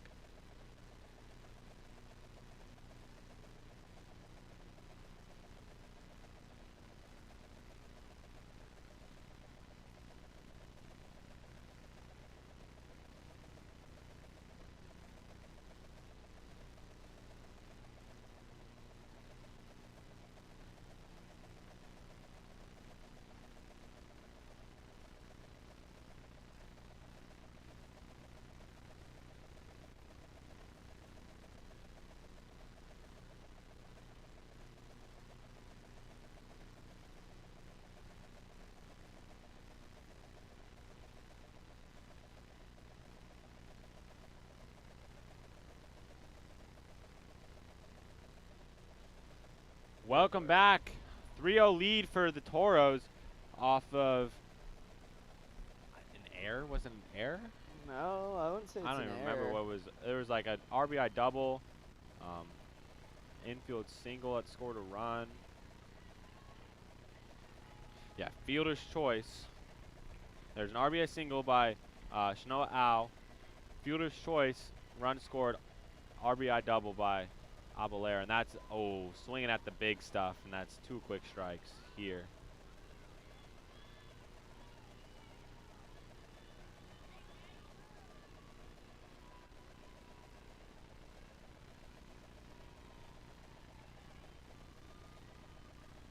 And that's popped up to Lauren Fairchild. So that will be out number 3, but not before the damage was done. 3-0 lead for Dominguez Hills. And NCAA softball writer talking about Cal State Dominguez Hills Yeah, is being the one team to the watch. underdog team to watch.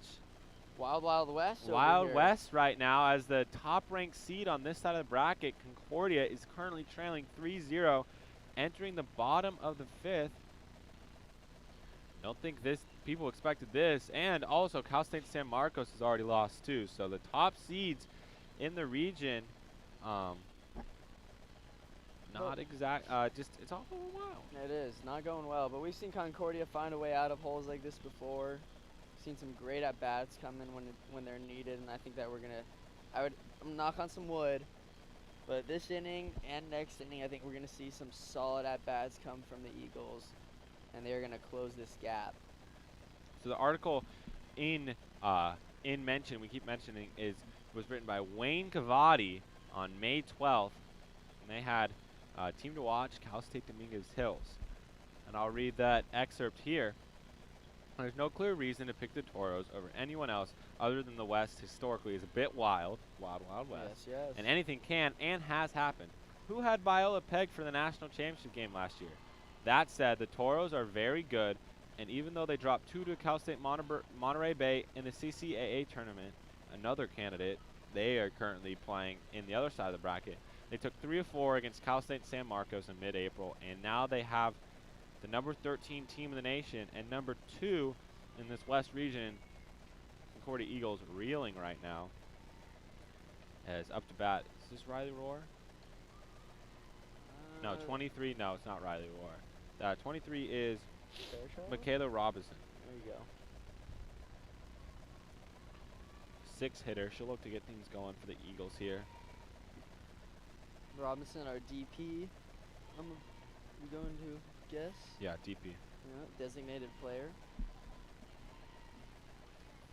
And that's hit hard towards the shortstop. She fields it cleanly. And that was Raquel Jaime, cleanly caught and thrown to first.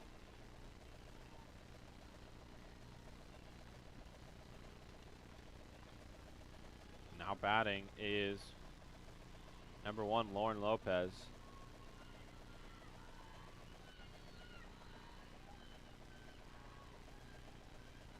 And she slap hits it, tries to get it down to beat it out at first, but no good.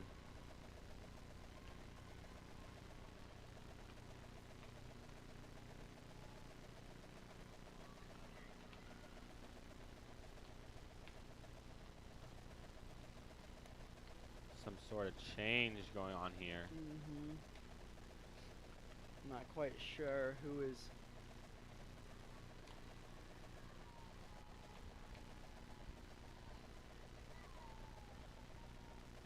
Not sure what's going on. Out there. You know, one of the disadvantages being up here is we don't exactly get to see what's going on down there. And slap hit attempt, no good. Lauren Lopez is gonna swing and miss at that one. Pitch from Olagi. I don't know what that sound is. There we go. What'd you say? Sorry. No problem. Said Lauren Lopez is gonna swing and miss at that one. Oh yeah. Looking Sorry. to make contact here. She's down 0-2 in this count, and there She it is. makes the contact, but right at the third baseman, so nothing going. So 2 outs here for Olagi, just throwing an absolute gem. Has only allowed 1 hit so far in this game. Eagles aren't running it out of time quite yet, but No. it's getting to that point where you haven't gotten 1 hit outside that Riley Roar double. And you're starting to get a little nervous, right?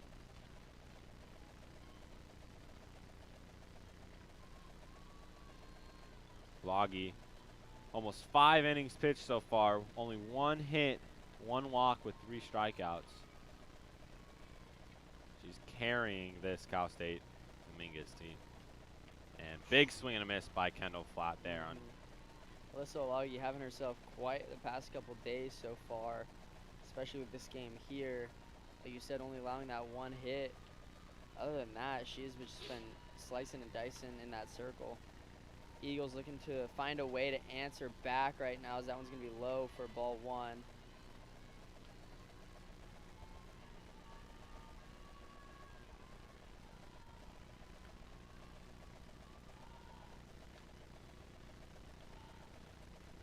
As Kendall Flatt is in the box.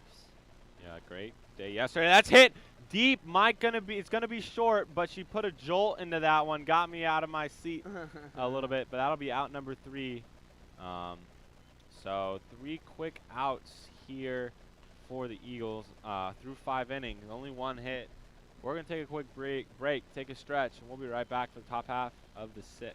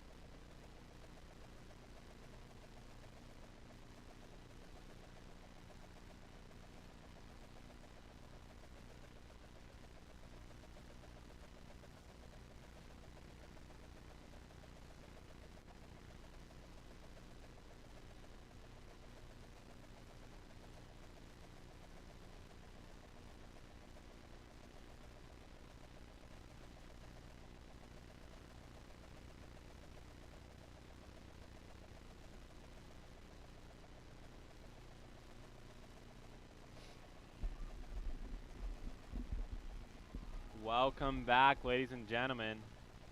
I didn't hear who was leading off. That's my bad. We're going to figure it out. No problem. I didn't either. Probably because I constantly keep my headset on. Little noise cancellation happening. That first pitch was a strike.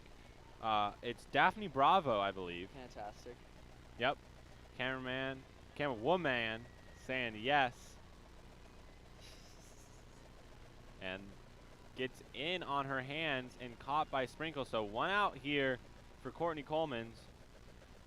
Looking to keep the damage to a minimum as Cal State Dominguez Hills jumped out to a 3-0 lead in the 5th inning.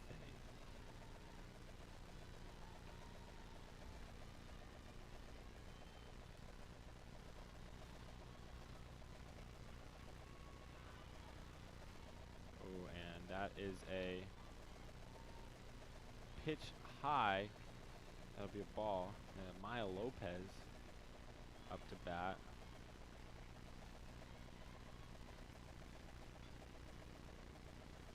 That is a ball.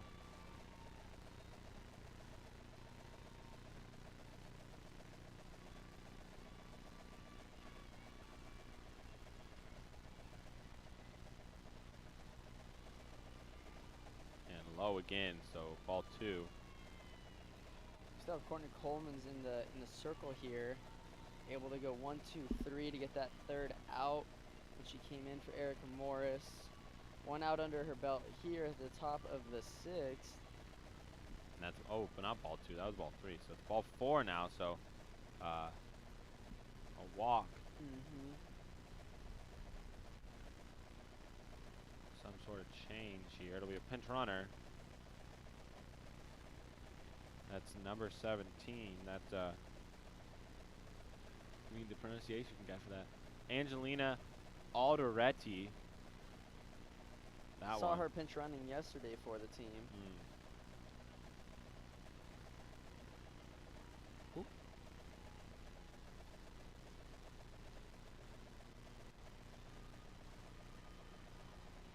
Mara Labonog. I don't know why I enunciated like that. Is up to plate. She bunts it. It's high. Gonna hit off the back though, so unable to be caught.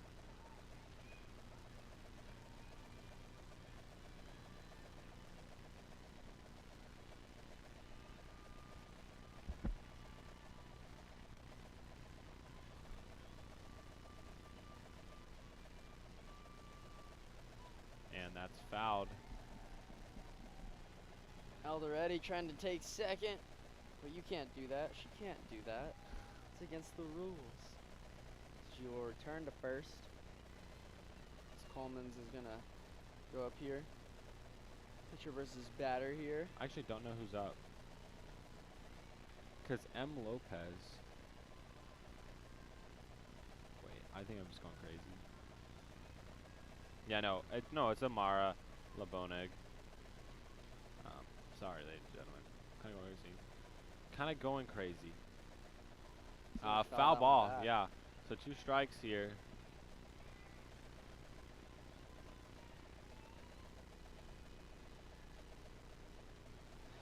Trying to get these shoulders tan a little bit here on the sun. And slaps it, and City Sprinkle will field that again in foul territory. So 2 outs here.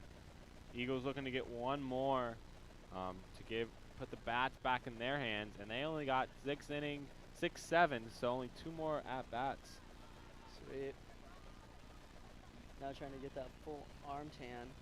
Thanks for your play. No problem.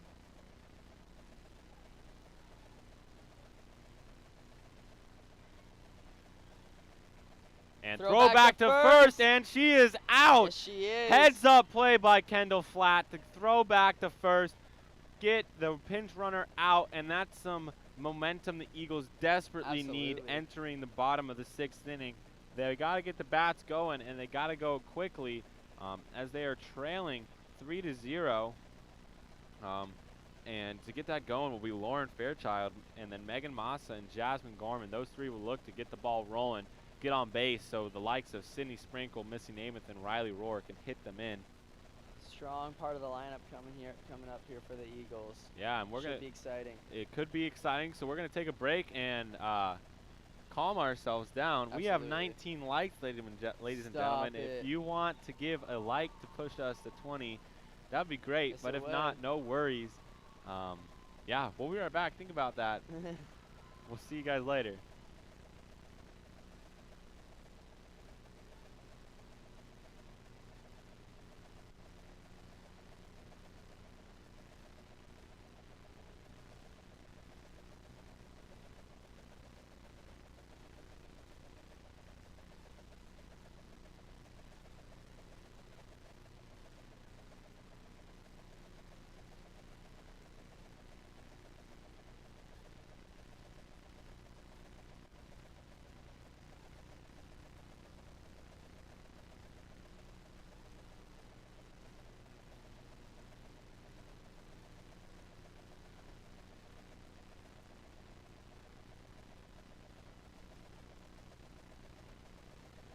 Well, welcome back, ladies and gentlemen. If we can get over 20 likes on this thing, as we just did, I think the Eagles can get their bats going. I do too. I believe we have a pinch.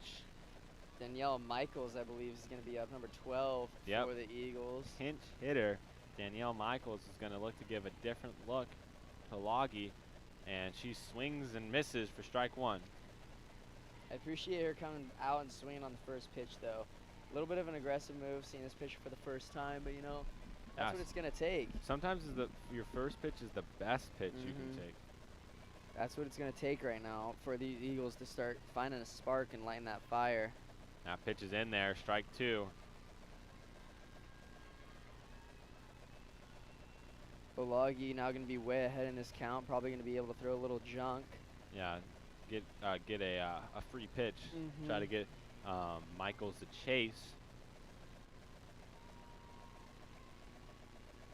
And chases she does. So strikeout.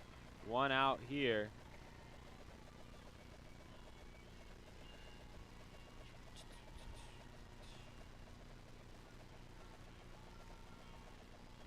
It's going to bring up to the plate number 6, Megan Massa.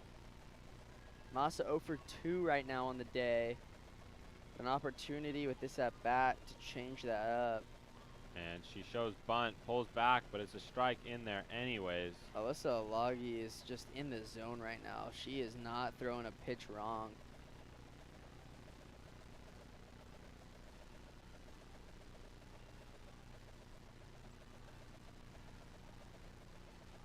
And that's high. So Megan Massa, Pac West Player of the Year. No time like the present to get things done. She's made big hits for the team all year. Let's see if she can keep that going here. And she pops that one up. Get out of play. And that's going to be, dropped by the shortstop, number 7, Raquel Jaime. Almost made a great play there, but Massa was going to get another chance.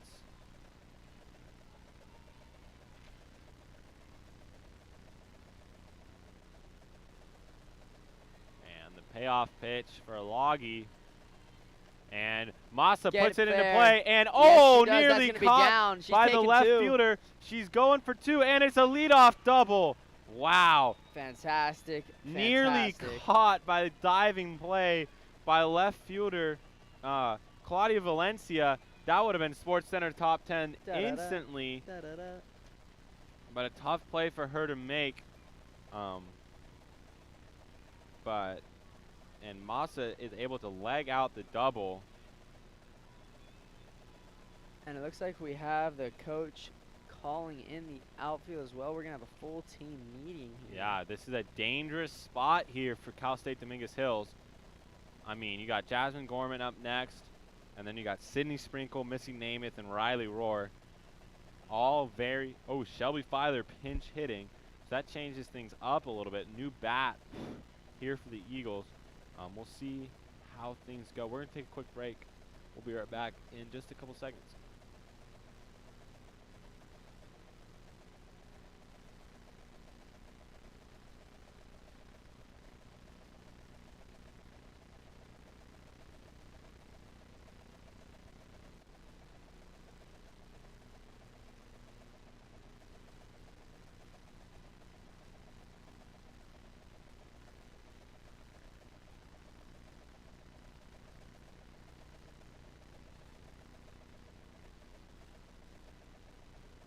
All right, now at the bat is Shelby Filer, right-handed hitter, stepping into the batter's box.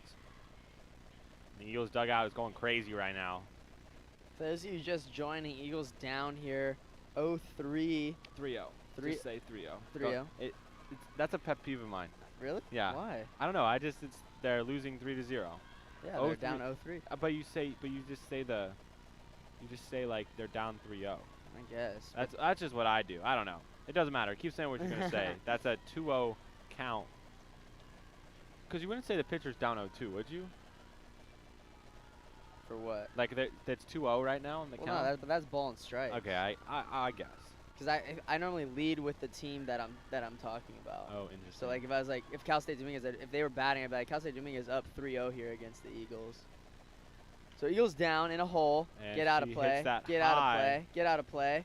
And caught. I think we're supposed to be a little bit partial here, Christian, and root for both teams. That's true. That's true. That's true. I apologize for that. But you can keep. We can have hints and tones for it. I will stay as partial as I can. During the game. After the game. True. But this is gonna bring up Sydney Sprinkle and really need a hit here to get a run on base, or they will have to leave all of it for the bottom half of the inning, of the 7th, which you do not want to do. You That don't at pitch all. is low for a ball. But Eagles down here, needing to find 3 runs of their own to at least tie it.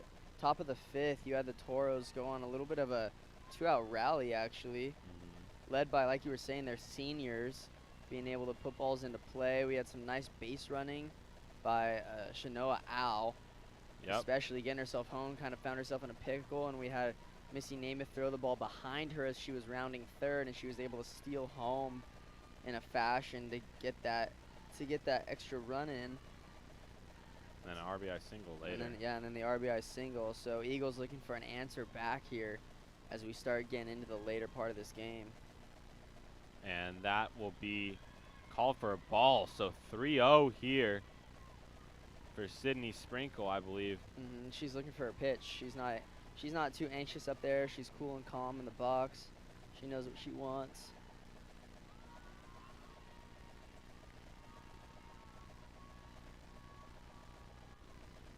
And ball 4. So runners on first and second, and this has to be the most pressure put on Olagi all tournament, in fact.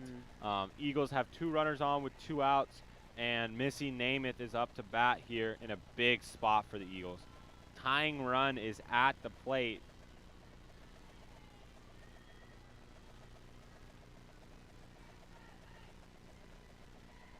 We'll see what can happen here. Pivotal moment for both teams. That pitch is in there for a strike. 1. Right now we're looking at the tying run at the plate right now.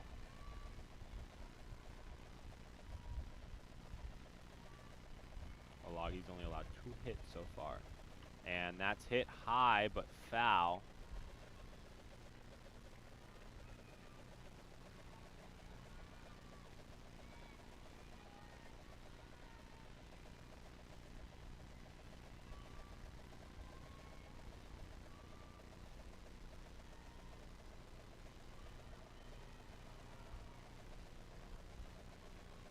And that's hit high.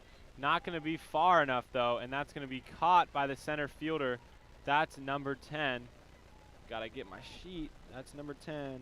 Kiana Abalera. So some runners on, but nothing happening. It's going to have to be left to the bottom of the 7th for all of those runs. We're going to take a quick break. So Cal State Dominguez Hills, the 6th seed, looking up to upset number 2 Concordia and advance to the championship game. They get 1 more at-bat to get some insurance runs.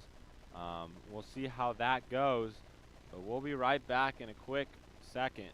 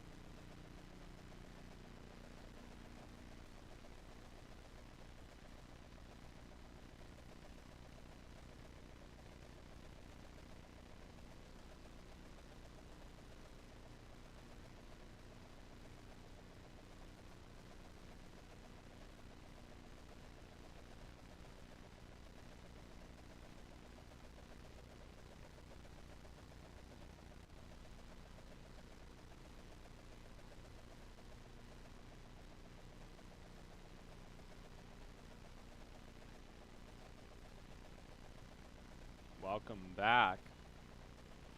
Leading off for the Toros is Kaylee Hull, first baseman.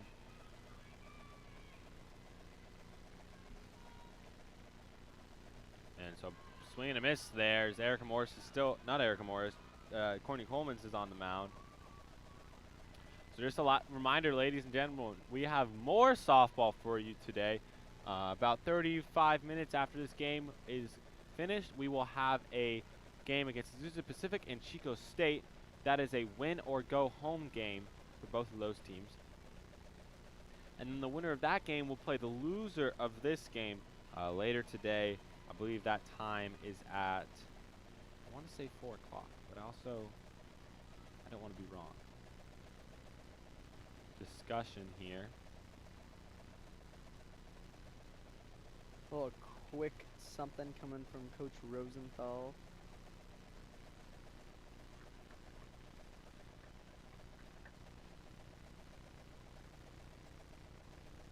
Not exactly sure what's going on. That game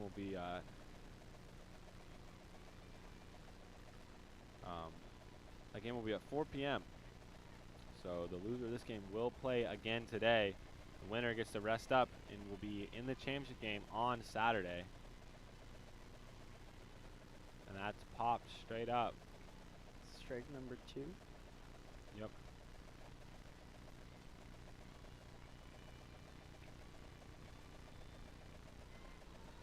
Well, maybe the game will start at 1:30 unless it takes the game the time between games is less than 30. The time of finish for this game and the time to start for next game is less than 30 minutes. Then it will just be a 35-minute gap. Perfect. And we're looking at the top of 7 right here. Yes.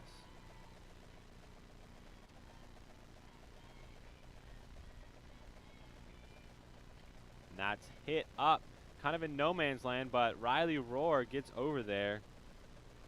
Might be no man's land, but it's not no woman's land. There you go. Riley Rohr is making plays all day at that shortstop position and continues to do it. I believe there's a pinch hitter.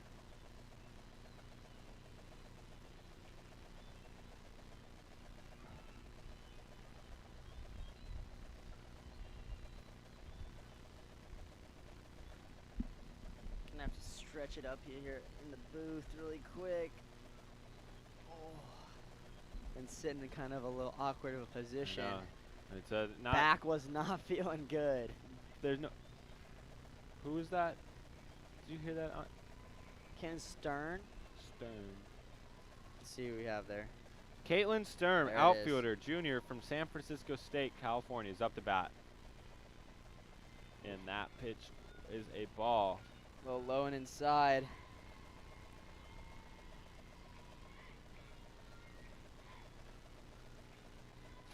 Oh. Looking at a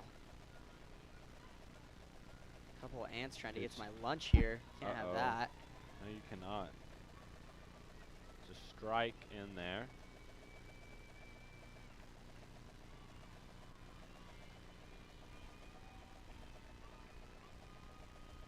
That swung on, hit hard, grabbed by Sydney Sprinkle. Throw down to first is Beatzer. Well, 2 outs here, top of the 7th. What a throw. Sydney Sprinkle making it look easy from across the diamond. Yes, she did.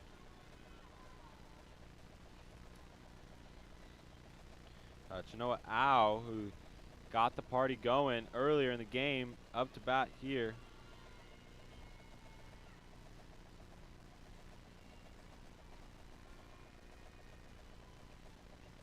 That one's hit over by that third base dugout, but that'll be foul and out of play.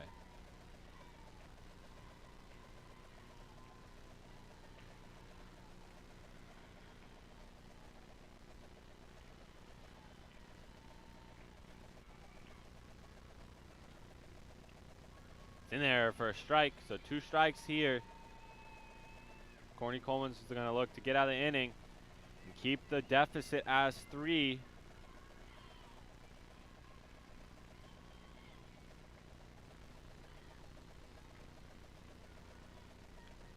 That one is hit hard. A rocket and gonna land fair. What a swing. So 2 out single as the senior leadership of this Cal State Dominguez team continues to come through.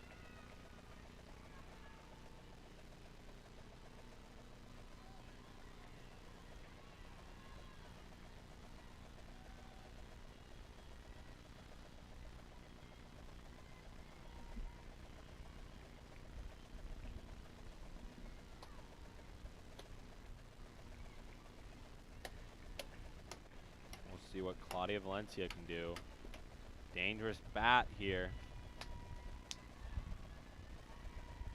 Trying to show these ants who's boss up here. That's right. Stay away.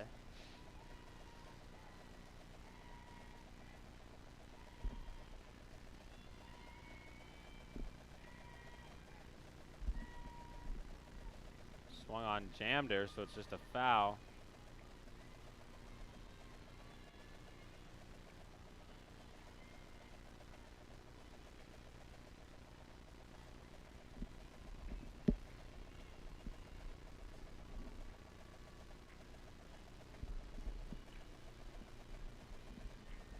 Outside corner, ball. Yesterday, I think that pitch might have been landing in there for a strike. Yeah, different umps though, different zones. Most certainly. That pitch is hit into the ground, fielded by Lauren Fairchild, so that'll be out number 3. So 3 is the magic number for both teams, actually.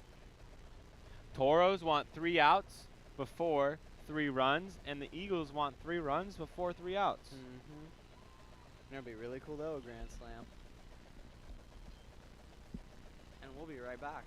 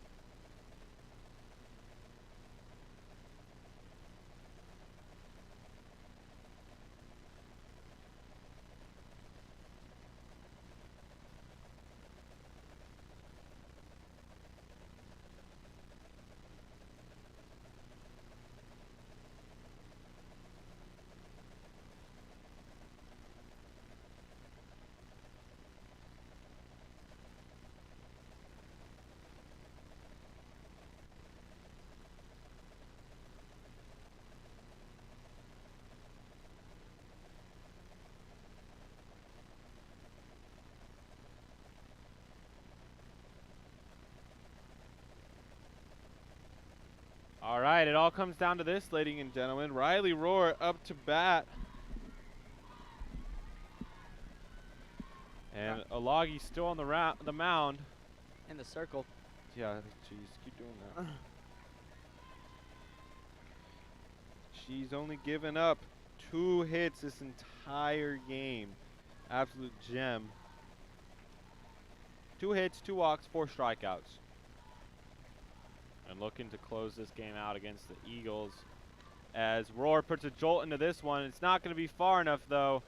And just an easy out for number 10. So that's 1 out down, 2 outs to go for this Cal State Dominguez team.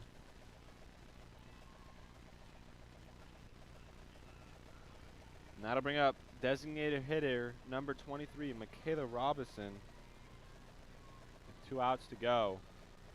Just a great last 14-ish innings pitched by Olagi. Hit hard, bobbled, but out at first, so bobbled by number 11, Shanoa Au. And the Toros really looking to close it out right now. His first 2 batters are down, and Lauren Lopez now steps into the box.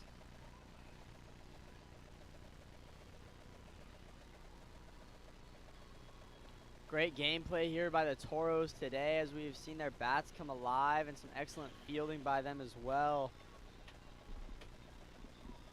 Chasing after that championship game. And Eagles with these 2 outs looking to stay alive now. Down to their final out. That first pitch is a wall.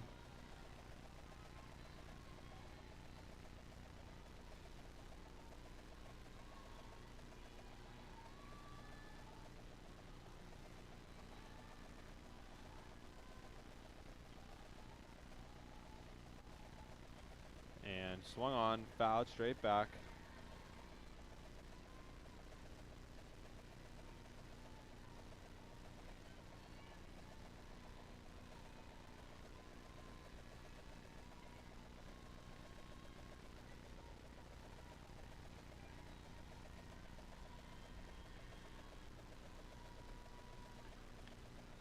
That's in there, so strike two. So Eagles down to their final strike, and the Toros only need one more to advance to the championship game. Toros right here, 2 outs, 2 strikes. Alyssa Olagi looking to get it done here in the circle as she did yesterday and has done And for this game. foul ball. Lauren Lopez looking to stay alive up there.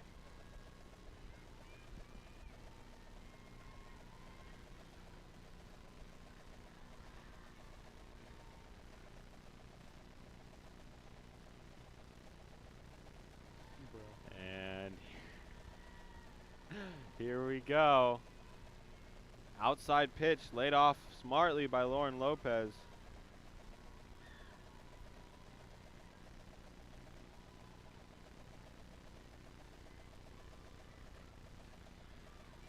Down to their final strike, looking to extend this game.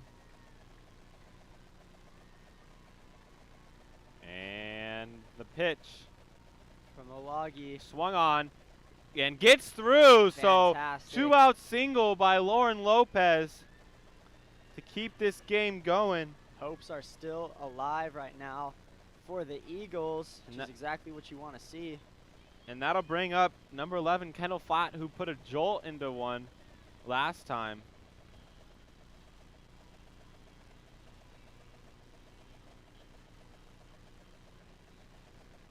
And the outfield is backing up here. I would be too. But base runners here. Base runners is what the Eagles need. Keep the pressure on. Keep the game alive. Oh, And she hits it. That's rocketed. deep That is into left so field. deep. And that's gone. Two-run shot First pitch swung for on. Kendall Flatt. Number 11, true freshman, keeps on hitting the absolute snot out of the ball. She was 3 for 3 yesterday with a career high of hits, and now with a 2-run shot to cut the lead to 1. And that'll bring up, I believe, Lauren Fairchild. Yes, it is. So 3-2 here. First run scored off of Olagi all tournament. Wow. Done in typical Concordia fashion. I did there. not want to call that one out too soon, because there was a couple this game where I said it was going to be out, and it definitely was not. Got a hold of all of it.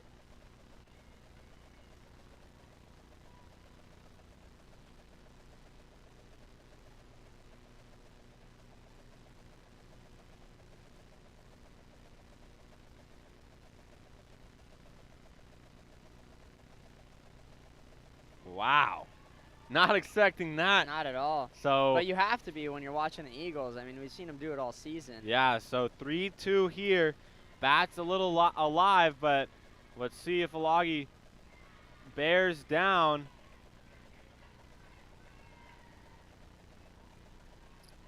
And first pitch is a swung on and missed, strike 1. Eagles not wanting to go away quietly at all. Nope. Fairchild looking to extend the game. That first pitch is called strike. Second pitch, that's strike number Oh, 2 sorry, right yeah. there. Second pitch. Framed into the spot by the catcher. Great work back there behind the plate. So 0-2 down to their final strike. Just like Lauren Lopez was. Olagi will look to get away with the win here. First ball of the at-bat, so 1-2. And after Fairchild, next up would be Megan Massa, Pac West Player of the Year. Yep. 2 I'd want to be batting behind me. Megan Definitely. Massa did have a leadoff, a walk-off home run this year. So it's in the stars potentially. The Eagles can extend this as that swung on and fouled straight back.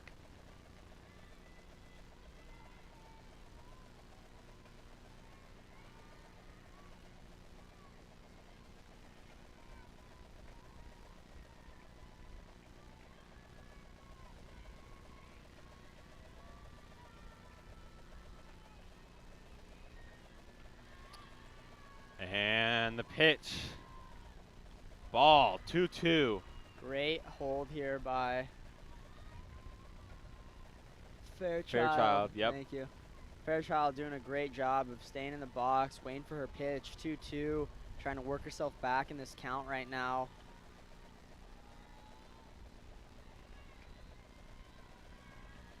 And here we go.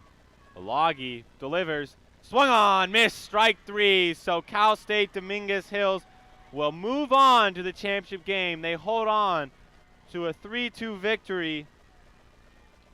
Yeah, great game. Fantastic. All around, exciting game. Dominguez Hills just executed a little better all around, especially defensively. Some miscues by the Eagles. So that will end this first game. So Dominguez Hills surprising everybody, making it to the championship game. And yeah, wow, just a great game by Olagi. See, look at these stats. Valencia with 1 hit, an RBI and a run scored. Chenoa Au with 3 hits. She went 3 for 3 with an RBI and a run scored. So just a great game from her. And the Toros will enter with a 2-game advantage on whoever they play, in a great spot to advance to the Super Regional. So the next game will begin at about 1:45. That will be between Azusa Pacific and Chino Hills. The winner of that game will play Concordia at 4 p.m. Yeah, anything else, Christian? I mean, can't really say too much else. Great play there by the Toros, you know. Like we keep saying it, but team to watch, certainly, and they're showing it right now. They're playing hard, and they're playing to win. They brought their A game both these 2 games, and we'll see them play tomorrow for the championship. Eagles will be back at 4, play against the winner of this game here against Azusa Pacific and Chico. And I can't imagine that the Eagles are walking away happy at all. And no. They are definitely disappointed, and I think that we're gonna see a little fire lit underneath them for that game at 4, and I'd expect quite a turnaround and see them Saturday to face this team again and get a little bit of revenge. Yeah. So. And like, just to talk about, in the past, Concordia has beaten both Chico State and Azusa Pacific so far this year. So that's got to be a little bit of confidence. But yeah, that's it. Thank you from all Concordia University Irvine Athletics Department on the university. Thank you for watching and being here for this live stream.